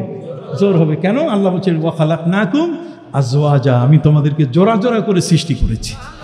কথা বলছেন নাই? তাহলে জোড়া জোড়া করে সৃষ্টি যিনি করেছেন সেই আল্লাহ সুবহানাহু ওয়া তাআলা, তার এই গভীর রহস্যগুলো কে শুনে, কার কান কে শুনতে পারে? এই জন্য আল্লাহর ওলিদের প্রয়োজন। এই জন্য কান তৈরি করতে গেলে এইটার আলাদা হাসপাতাল আছে। কতক্ষণ না? আসুন আমি একটা কবিতা পড়ি, এই কবিতায় আপনি বুঝতে পারবেন। কবিতার মধ্যে বলা হয়েছে, ঝিঝি পোকা সর্বদাই ঝিঝিরব করে, ঝিঝি পোকা সর্বদাই ঝিঝিরব করে, ঝরঝর নরে বৃক্ষ অতি মৃদু স্বরে, ঝিমঝিম করে গিরি শুনিতে মধুর, আর কিছু নহে উহা কেবল সুমধুর। উনি বলছেন যে ঝিঝি পোকা সর্বদাই ঝিঝিরব করে। এই যে রাস্তার পাশ দিয়ে আপনি হেঁটে যান, কি ঝিঝি পোকা ঝিঝি করে না? কারা বুঝেন নাই? সবাই বুঝছেন? একটু হাত উঠে বলেন তো বুঝছেন কিনা। মারহাবা। ওসি সাহেব দেখেন সবাই মনোযোগ করে, গিরি শুনিতে মধুর, আর কিছু নহে উহা কেবল জিকিরে প্রভুর। সুবহানাল্লাহ। এসব ভেদের কথা জানে সেই জন, এসব ভেদের কথা জানে সেই জন, যাহাকে দিয়াছেন আল্লাহ বাতিনি শ্রবণ। যাকে আল্লাহ বাতিনি শ্রবণ দিয়েছেন তার পক্ষে, তার মানে ঝিঝি পোকা, ঝিঝি শব্দ আপনার কানে আসতেছে, কানটা নষ্ট। ওই কানের মধ্যে আপনি কোরআনের আওয়াজ, ওই কানের মধ্যে আপনি জিকিরের আওয়াজ দেন নাই, যে কারণে কানটা এটা সচল হয় নাই। কথা কর না? একটা মানুষের দেহের অংশ, একটা মানুষের প্রতিটি অঙ্গের মধ্যে বিশাল বড় বড় ক্ষমতা আছে। কথা কর না? আপনি হাতটা দিয়ে, এই যে আমি তক্তাটার উপরে, চেয়ারের উপরে হাত দিলাম, কি আমি এটা নরম মনে করতেছি না এটা শক্ত? তাহলে আমার হাতের মধ্যে কুওয়াতে লামেসা, হাতের মধ্যে এটা কি কুওয়াতে লামেসা। এখানে আলেম ওলামা আছেন, কুওয়াতে লামেসা মানে স্পর্শ যে শক্তি, স্পর্শ শক্তি। এখানে যদি একটা এই ইঁদুর মরা থাকে, তাহলে তার দুর্গন্ধ আসবে কিনা? কতক্ষণ? পৃথিবীর মধ্যে আল্লাহ পাক রব্বুল আলামিন কতগুলো জিনিস সৃষ্টি করছেন এমন। কোরআন শরীফে আল্লাহ তাআলা বলছেন, আলাম নাজআলিল আরদা কিফাতা আহইয়া ওয়া আমওয়াতা। আল্লাহ বলছেন আমি পৃথিবীর মধ্যে যে মাটিটা সৃষ্টি করেছি, সে মাটিটাকে যথেষ্ট। কিরকম? আমি বলি কতগুলো জিনিস এমন আছে যে জিনিসগুলোকে আল্লাহ পাক রব্বুল আলামিন সৃষ্টি করেছেন। সৃষ্টি করার পরে যদি এটার বিপরীত কিছু হয়, তাহলে আমাদের পক্ষে বাঁচা বড় কঠিন। এর মধ্যে 4টা জিনিস। কয়টা? সবাই বলেন কয়টা? এই 4টে জিনিসের মধ্যে একটা হলো বাতাস। এটা কি? বাতাস যদি খুব দুর্গন্ধযুক্ত হয়, তাহলে সেখানে বসবাস করা, বেঁচে থাকা অথবা সেই জায়গা অতিক্রম করা বড় কঠিন। তাহলে আমরা যারা এখন আছি রিফ্রেশ, একটি পবিত্র বাতাস, বাতাসের মধ্যে আমরা বসে আছি, আমরা শ্বাস প্রশ্বাস নিচ্ছি, কিন্তু কোনো দুর্গন্ধ বলতে গেলে কিছু কি? সুবহানাল্লাহ বলবেন না? ঠিক এমনি করে আরেকটা জিনিস, যেমন পানি, পানির মধ্যে যদি গন্ধ হয়, তাহলে ওই পানি কখনো পান করা যায় না। যায় কি? আপনি কথা বলছেন না কেন? পানি কখনো পান করা যায় না। ঠিক এমনি করে ভাইরা আমার, যেই মাটির উপরে আপনি বসেছেন এটাতে যদি দুর্গন্ধ আসে, মাটিতে বসলেই যদি নিচ থেকে দুর্গন্ধ আসে, তাহলে কি বসতে পারবেন? তাহলে পৃথিবীতে কোনটা আপনার জন্য পরিচ্ছন্ন? আলাম নাজআলিল আরদা কিফাতা, আল্লাহ বলছে মাটিটা তোমার জন্য আমি যথেষ্ট করেছি, এটা হজমকারী, এটা হজম করে। কথা বুঝতে পারছেন? আপনি মরা যদি এর ভিতরে ঢুকাই দেন, কোনো মৃত লাশ, মৃত গরু, গাধা যা আছে এর ভিতরে যেটাই ঢুকাই দেবেন সেটাই তাকে খেয়ে ফেলবে। তার মানে ওটা দুর্গন্ধ আপনার নাকে দিবে না, যাতে করে আপনি সুস্থভাবে বেঁচে থাকেন। তাহলে আপনার সুস্থভাবে বেঁচে থাকা এই বিষয়টা আপনার নাক, এই যে কুওয়াতে শাম্মা, আপনি এই কুওয়াতে শাম্মা শব্দের অর্থ নাকের ঘ্রাণ। এই প্রত্যেকটা জিনিসের একটা শক্তি আছে, কথা কোনো, প্রত্যেকটা জিনিসের একটা কি, এই শক্তিটা আরো সফল হয়, এই শক্তিটা আরো শক্তিশালী হয় যদি কোরআনের শক্তি আপনার আঙ্গুলে চলে আসে। চাঁদের উপরে দেখালে চাঁদ টুকরা হয়ে যাবে। যেটা বলেন, চাঁদ কি হয়ে যাবে? টুকরা হয়ে যাবে। ইয়া ইলাহি কর দে মুঝকো उस नबी के सामने जिसने कर दी चाँद को टुकड़े काफिरों के सामने। पढ़ती ना छोटो गले, या इलाही कर दे मुझको उस नबी के सामने जिसने कर दे चाँद को टुकड़े, যিনি আঙ্গুল দিয়ে চাঁদকে টুকরা করছেন। কথা কন না? হাতের ইশারা, চোখের ইশারা। হযরতে বাইজিদ বুস্তামি একটা কচ্ছপের চোখের যে শক্তি, একটা মানুষের চোখের শক্তি তার চেয়ে 1000 গুণে বেশি। একটা কচ্ছপ ডিম পাড়ে, যখন ডাঙ্গায় ডিম পাড়ে আর পানির মধ্যে থেকে যখন এরকমভাবে টার্গেট তার চোখের দৃষ্টি দেয়, চোখের দৃষ্টি দেওয়ার সাথে সাথে ডাঙ্গায় পড়ে থাকা ডিমটা কি ফুটে যায়। সুবহানাল্লাহ বলেন। তাহলে চোখের আলাদা শক্তি আছে কিনা? এই জন্য হাদিস শরীফের মধ্যে এসছে, ইত্তাকু মিন ফিরাসাতিল মুমিন ফাইন্নাহু ইয়ানজুরু বিনুরিল্লাহ। আমরা কেন আজকে শর্ষিনা দরবার মুখী?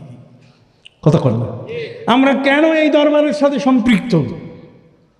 ইউনিভার্সিটি তো কত বড় বড় প্রফেসর আছে, তার কাছে যাই না কেন? পৃথিবীর মধ্যে আরো বড় বড় পণ্ডিত আছে, তার কাছে যাই না কেন? মহাপণ্ডিতগুলো ঘুরে ঘুরে বেড়াচ্ছে। কথা বল না, এক একটা নকশবন্দি হইয়া, নকশবন্দি বুঝেন, ওই যে পাশে কয়েকটা বই ঝুলাইয়া তারপর রাস্তায় রাস্তায় ঘুরে, তাদের কাছে আমরা যাই না। যাই কোথায়?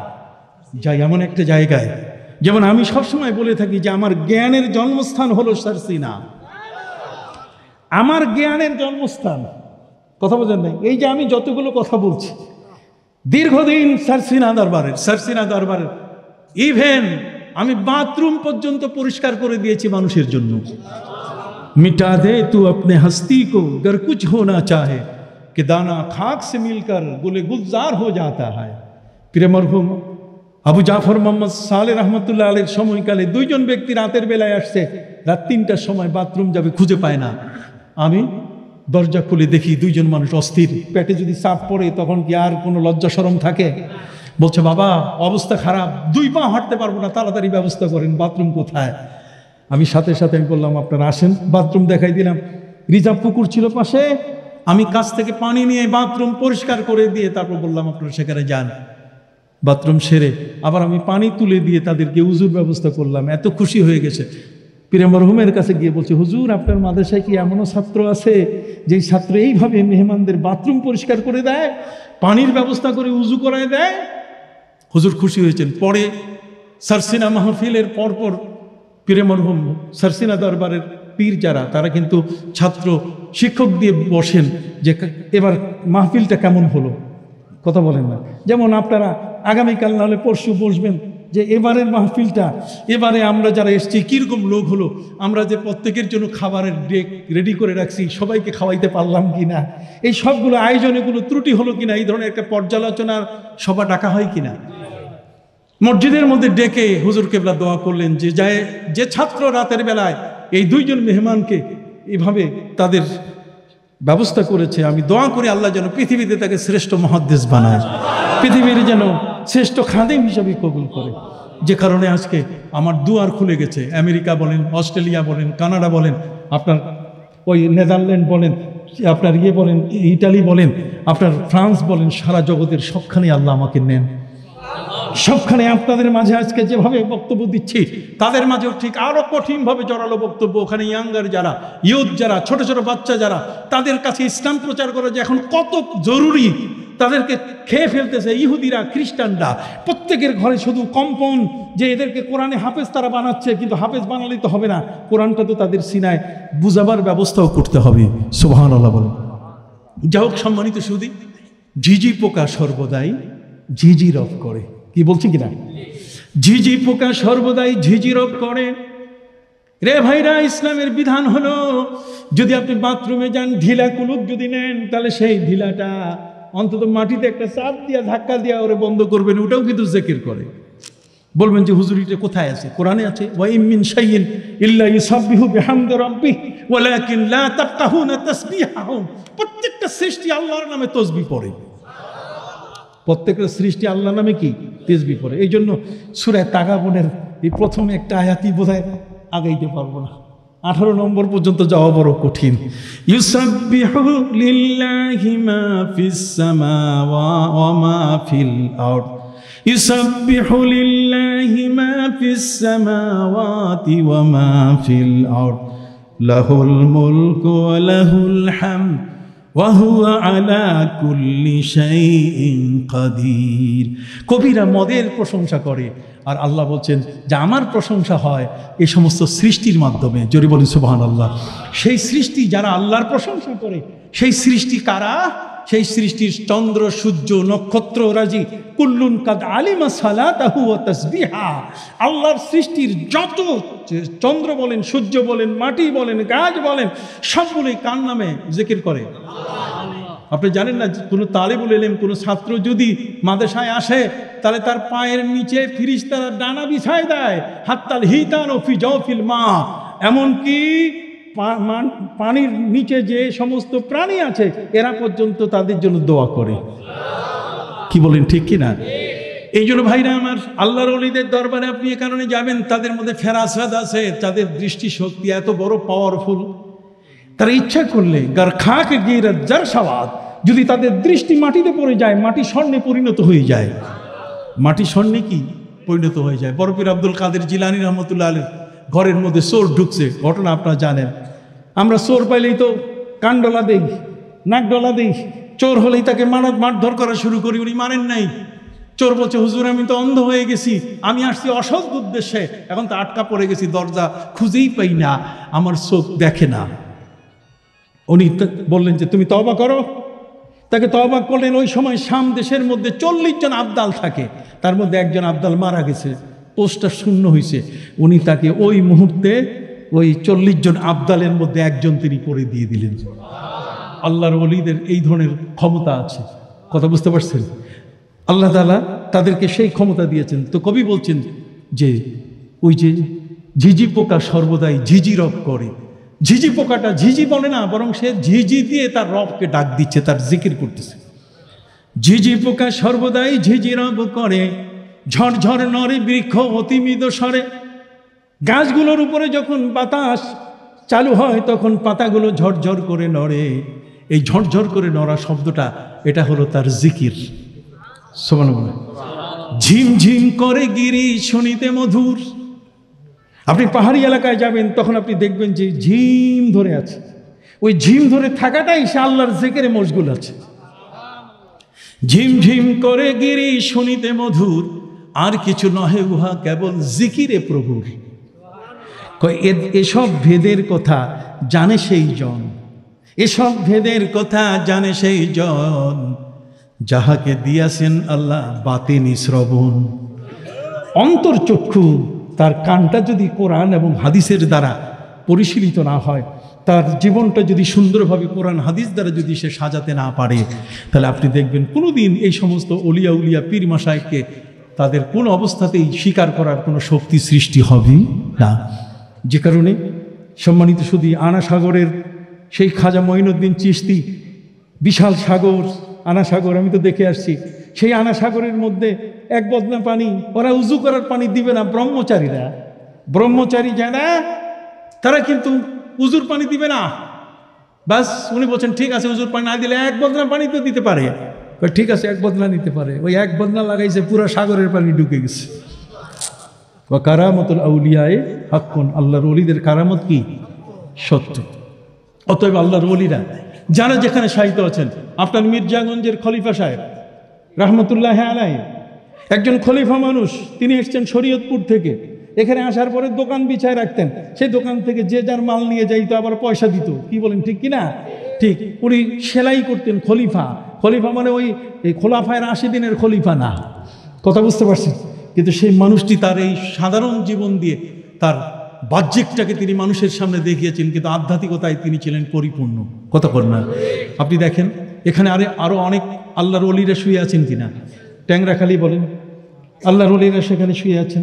ঠিক অনুরূপভাবে আপনি দেখবেন ওই যে জি চৈতা দরবার, এখানে তো আছেন চৈতা দরবার, আলহামদুলিল্লাহ কত বড় আল্লাহর ওলি এখানে শুয়ে আছেন চৈতা দরবারের। তারপর আপনি দেখেন এখানে আছে না, যে রাস্তার পাশ পটুয়াখালী যাইতে পাঙ্গাশিয়া, পাঙ্গাশিয়া বলেন, চরমোনাই বলেন, আমরা কারো বিরোধী নই। আল্লাহর ওলি যারা হক্কানি ওলিদেরকে আমরা সমর্থন করি। কথা বুঝতে পারছেন? সারসিনা দরবারের আজ সেখানে শুয়ে আছেন যে সমস্ত ওলিয়া উলিয়া, তার মধ্যে হযরত দাদা হুজুর কেবলা রহমতুল্লাহ আলাইহি, যিনি তার পীরের হুকুম ছাড়া পুকুর থেকে উঠেন নাই। কথা বল না? এই বাংলাদেশের মধ্যে সবচেয়ে বড় যিনি বুখারীর হাফেজ ছিলেন, কথা বল না? সেই হাফেজে বুখারী সরসিনা এসছে, যার কাছে বুখারী আছে তার কাছে আবার পীর দরকার কি? কথা বল না? তিনি চলে আসছেন এখানে আসার পরে বলছেন, হুজুর আমাকে মুরিদ করেন। উনি বলছেন, না বাবা, আপনার মতো এত বড় আলেমকে মুরিদ করার মতো ক্ষমতা আমার নাই, আমার ভয় হচ্ছে। আপনি চলেন আমার পীরের দরবারে ফুরফুরা। আমরা হলে তো ওরে দিয়ে ঢোল বাজাই ফেলতাম বিরাট বড়, যে আমার বুখারীর হাফেজ আমার মুরিদ। কথা বলছেন নাই? পয়সা পাতির দুয়ার খুলে যেত, কথা কোনো গরু ছাগলের দুয়ার কি খুলে যেত, কিন্তু তা না। আল্লাহর ওলি যারা, তারা নিজেদের অস্তিত্বকে বিলীন করে দিয়েছে। আমেরিকা থেকে একজন ব্যক্তি নাদুস নুদুস দেহ নিয়ে আসছে সরসিনা পীর সাহেব দাদা হুজুর কেবলার কাছে। কথা বুঝতে পারছেন? আসার সময় রাস্তায় এক দোকানদারের কাছ থেকে, বইয়ের দোকান থেকে একটা ওজিফার বই কিনে নিয়েছে। এই জন্য যে পীর সাহেব বলবেন, দাদা হুজুর সরসিনার হুজুর বলবেন যে হুজুর এই বই থেকে আমার বিদ্যা দেন, এই বই থেকে আপনি দাগাই দেন। আমাদের ছাত্ররা যেমন নোট দাগায় নেয়, ঠিক অনুরূপভাবে দাগাই দিলে এগুলো আমি আমল করব। দাদা হুজুর কেবলার কাছে যখন এনে ওই বই দিয়েছে, দাদা হুজুর কেবলা বই নিয়ে বলছে, বাবা এই বইটা তো MA ক্লাসের ছাত্রের জন্য, তুমি তো প্রাইমারিও পাশ করো নাই, এটা তোমার জন্য চলবে না। বলছে, হুজুর এটা আমার জন্য চলবে না, তাহলে আমার জন্য কি চলবে, কি আমি করব? হুজুর বলছেন, তোমার জন্য একটা সবক, একটা কাজ যদি তুমি করো, আস্তে আস্তে তোমার আগানো সম্ভব হবে। তো কি? কয়, তুমি মসজিদে যারা নামাজ পড়ে, তোমার বাড়ির পাশে মসজিদ আছে? আছে। তোমার শ্বশুর বাড়ির পাশে মসজিদ আছে? আছে। কয়, তাহলে মসজিদের মুসল্লিরা যখন নামাজে ঢুকবে, তুমি ওদের জুতাগুলো সোজা করে দিও। আমেরিকা থেকে নাদোষ নদোষ, স্বাস্থ্য সুস্থ সুঠাম দেহের অধিকারী সেই মানুষটা আসছে, আর তাকে তিনি সবক দিলেন কিসের? জুতা সোজা করা। এখন জুতা সোজা করা এটা বড় কঠিন। শ্বশুর বাড়িতে গেছে, যাওয়ার পরে বারবার পীরের আদেশ, এখন কি করবে? জুতা সোজা করবে না কি করবে? যদি জুতা সোজা করতে যায়, তাহলে শালারা দেখে বলবে যে দুলাভাইয়ের মাথা খারাপ হয়েছে, এটা চেম্বার নষ্ট হয়ে গেছে। কতক্ষণ না, এটা মাথা ঠিক নাই। অতএব যেহেতু মাথা ঠিক নাই, কাজে এই দুলাভাই এটা বোধহয় পাগল হয়ে গেছে। এরকম করতে করতে জুতা সোজা করবে না শালাশালির কথা মনে করবে। এক পর্যায়ে সে সিদ্ধান্ত নিল যে না, আমাকে যা বলা হয়েছে আমি তাই করব। বাস যখনই সে জুতা সোজা শুরু করেছে, তখনই সাথে সাথে হাতে ফোন বাইরে থেকে আওয়াজ এসে গেল, থামো, তোমার আর লাগবে না, তোমার প্রয়োজন নাই। তোমার যে নফসটা ছিল মোটা, ওটা এখন শায়েস্তা হয়ে এখন চিকন হয়ে গেছে, ওটা দুর্বল হয়ে গেছে। তোমার নফসটাকে সোজা করার জন্য জুতা সোজা করার আমল দিছি আমি। এইভাবে কবি বলছেন, আজবারায়া, জগতের মধ্যে কোনো ব্যক্তি এমন আছে, কাইশাবাদসার সবজে সাং খাক সোতা গুলবরায়াত রং বেরং। তুমি পাথরের উপরে যদি কোনো বীজ দাও, তাহলে কোনোদিন ফসল পাবে না। মাটিতে তোমাকে বীজ গাঁথতে হবে। কতক্ষণ না, কিসে? আজবারায়া কাইশাবাদসার সবজে সাং, আজবারায়া কাইশাবাদসার সবজে সাং খাক সোতা গুলবরায়াত রং বেরং। তুমি যদি মাটিতে তোমার বীজটা দিতে পারো, তা রং বেরঙ্গের রকমারি ফুল ফলাদি গাছ তুমি পেয়ে যাবে। কিন্তু কখনো তুমি ওই শক্ত পাথরের উপরে কিছু দিলে সেটা কিছুই করতে পারবে না। অতএব সুম্মা কাসাত কুলুবুকুম, আমাদের অন্তরগুলো সব শক্ত হয়ে গেছে। সেই কলবকে কেন্দ্র করে কোরআনের অসংখ্য আয়াত, ফি কুলুবিহিম মারাদুন ফাযাদাহুমুল্লাহু মারাদা। এই কলবটা এত বড় মারাত্মক, এটা কখনো বেঈমান হয়ে যায়, কখনো মুতাকাব্বির হয়ে যায়, কখনো কখনো এটা নিয়ম শৃঙ্খলা মানে না, কখনো এটা বাঁকা হয়ে যায়। ফাআম্মাল্লাযীনা ফি কুলুবিহিম যায়গুন ফায়াত্তাবিউনা মা তাশাবাহা মিনহু ইবতিগাআল ফিতনা। অতএব অন্তর বাঁকা হয়ে গেলে সেটা আর সহজে সোজা হয়। কাজেই বগস, হাসাদ, শহ, কিনা, যত ধরনের হিংসা, বিদ্বেষ, যত ধরনের লৌকিকতা, মানুষের সাথে যত ধরনের আচরণ, সবগুলো থেকে মুক্তি পেতে গেলে বাজারে এর কোনো ট্যাবলেট নাই, বাজারে এর কোনো ক্যাপসুল নাই। অতএব এর হাসপাতালে যেতে হবে। আর সেই দেহের হাসপাতাল হলো ওইপিজি মেডিকেল বা বরিশাল মেডিকেল, কথা বল না। আর আত্মার হাসপাতাল হলো সারসিনা দরবার। কাজেই ইউসাব্বিহু লিল্লাহি মা ফিস সামাওয়াতি ওয়া মা ফিল আরদ লাহুল মুলকু। আল্লাহ বলছেন এই সবগুলো আমার তসবিহ পড়ে কেন? এই জন্য আমি হচ্ছি রাজাদিরাজ, আমি হচ্ছি সকলের স্রষ্টা, সকলের উপরে আমি ক্ষমতাবান। সুবহানাল্লাহ বলে। অতএব সৃষ্টির প্রতিটি সৃষ্টি আল্লাহকে ক্ষমতাবান বানে। আমরা মানব কি না? যদি না মানেন তাহলে কি? ওই যে পবিত্র কোরআন বলে দিয়েছে, হ্যাঁ, তুজিল্লু মান তাশা, একেবারে এমনভাবে অপমান করবে যে এক ধাক্কায় কোথায় গিয়ে তুমি পড়বে, তোমাকে আর খুঁজে পাওয়া যাবে না। কথা বুঝতে পারছেন? অতএব ভাইরা আমার, আজকের আলোচনা এই পর্যন্তই। কি বলেন? অনুমতি দেন। আজকের আলোচনা এই পর্যন্তই। আপনারা কষ্ট স্বীকার করে আজকে এখানে এসছেন। সূরা তাগাবুনের মূল ভার্সন যেটা, সূরা তাগাবুনের যে মূল জিসটা, এটা আপনাদেরকে বলি। এখানে আল্লাহ তাআলা বলছেন যে আমি প্রবল ক্ষমতাধর। অতএব আমার সাথে তিরিং বিরিং করো না, কথা কন না। আমার উপরে কোনোদিন হাত দিও না, তিরিং বিরিং করো না। তুমি কিন্তু নেস্তনাবুদ হয়ে যাবে। হুয়াল্লাযী খালাকাকুম ফামিনকুম কাফির ওয়া মিনকুম মুমিন। তিনি তোমাদেরকে সৃষ্টি করেছেন, তার মধ্যে তোমাদের মধ্যে কেউ তো কাফের হয়ে যায়, আল্লাহকে বুঝে না, আবার কেউ ইমানদার হয়ে আল্লাহর প্রতি সে সম্পূর্ণ আত্মসমর্পণকারী হয়ে যায়। আল্লাহ বলছেন আল্লাহু বিমা তা'মালুনা বাসীর। তুমি প্রতিদিন যা করো তা তিনি দেখছেন। আল্লাহর দৃষ্টি হচ্ছে ও আইনুল্লাহ জারিয়া, আল্লাহর সিসিও ক্যামেরা অত্যন্ত শক্তিশালী। কথা কন না, আল্লাহর সিসিও ক্যামেরা অত্যন্ত কি শক্তিশালী। তিনি আমাদের পাশে আছেন, বহু দূরে নাই। মা মিন নাজওয়া সালাসাতিন ইল্লা হুয়া রাবিহুম ওয়ালা খামসাতিন ইল্লা হুয়া সাদিসুহুম। যেখানে তোমরা চারজন সেখানে আল্লাহ সহ কয়জন? যেখানে পাঁচজন আল্লাহ সহ কত? কম হোক আর বেশি হোক আল্লাহ সাথে আছেন। নাহনু আকরাবু ইলাইহি মিন হাবলিল ওয়ারিদ। কাজেই আল্লাহ তাআলার সে মহাশক্তিতে বিশ্বাসী হতে হবে। যারা আল্লাহর শক্তিতে বিশ্বাসী হয় না, নিজের শক্তিকে প্রয়োগ করে পৃথিবীর মধ্যে নিজের দবদবাই, নিজের অহংকার, নিজের গৌরব, নিজেকে নানাভাবে প্রতিষ্ঠিত করে নিজের শক্তিকে প্রদর্শন করে, আল্লাহ তাদের সমস্ত শক্তিকে চুরমার করে দেন। সেই শক্তি এমনভাবে পদদলিত হয়, এমনভাবে সেটা এই পৃথিবী থেকে তাকে আল্লাহ তাআলা নেস্তনাবুদ করেন যে মানুষ ভুলেও তার নাম নিতে চায় না। আল্লাহ তাআলা আজকের এই মাহফিলটিকে কবুল করে নিন। সকল বলুন আমিন। সকলেই আমার জন্য দোয়া করবেন। ভালো থাকুন, সুস্থ থাকুন।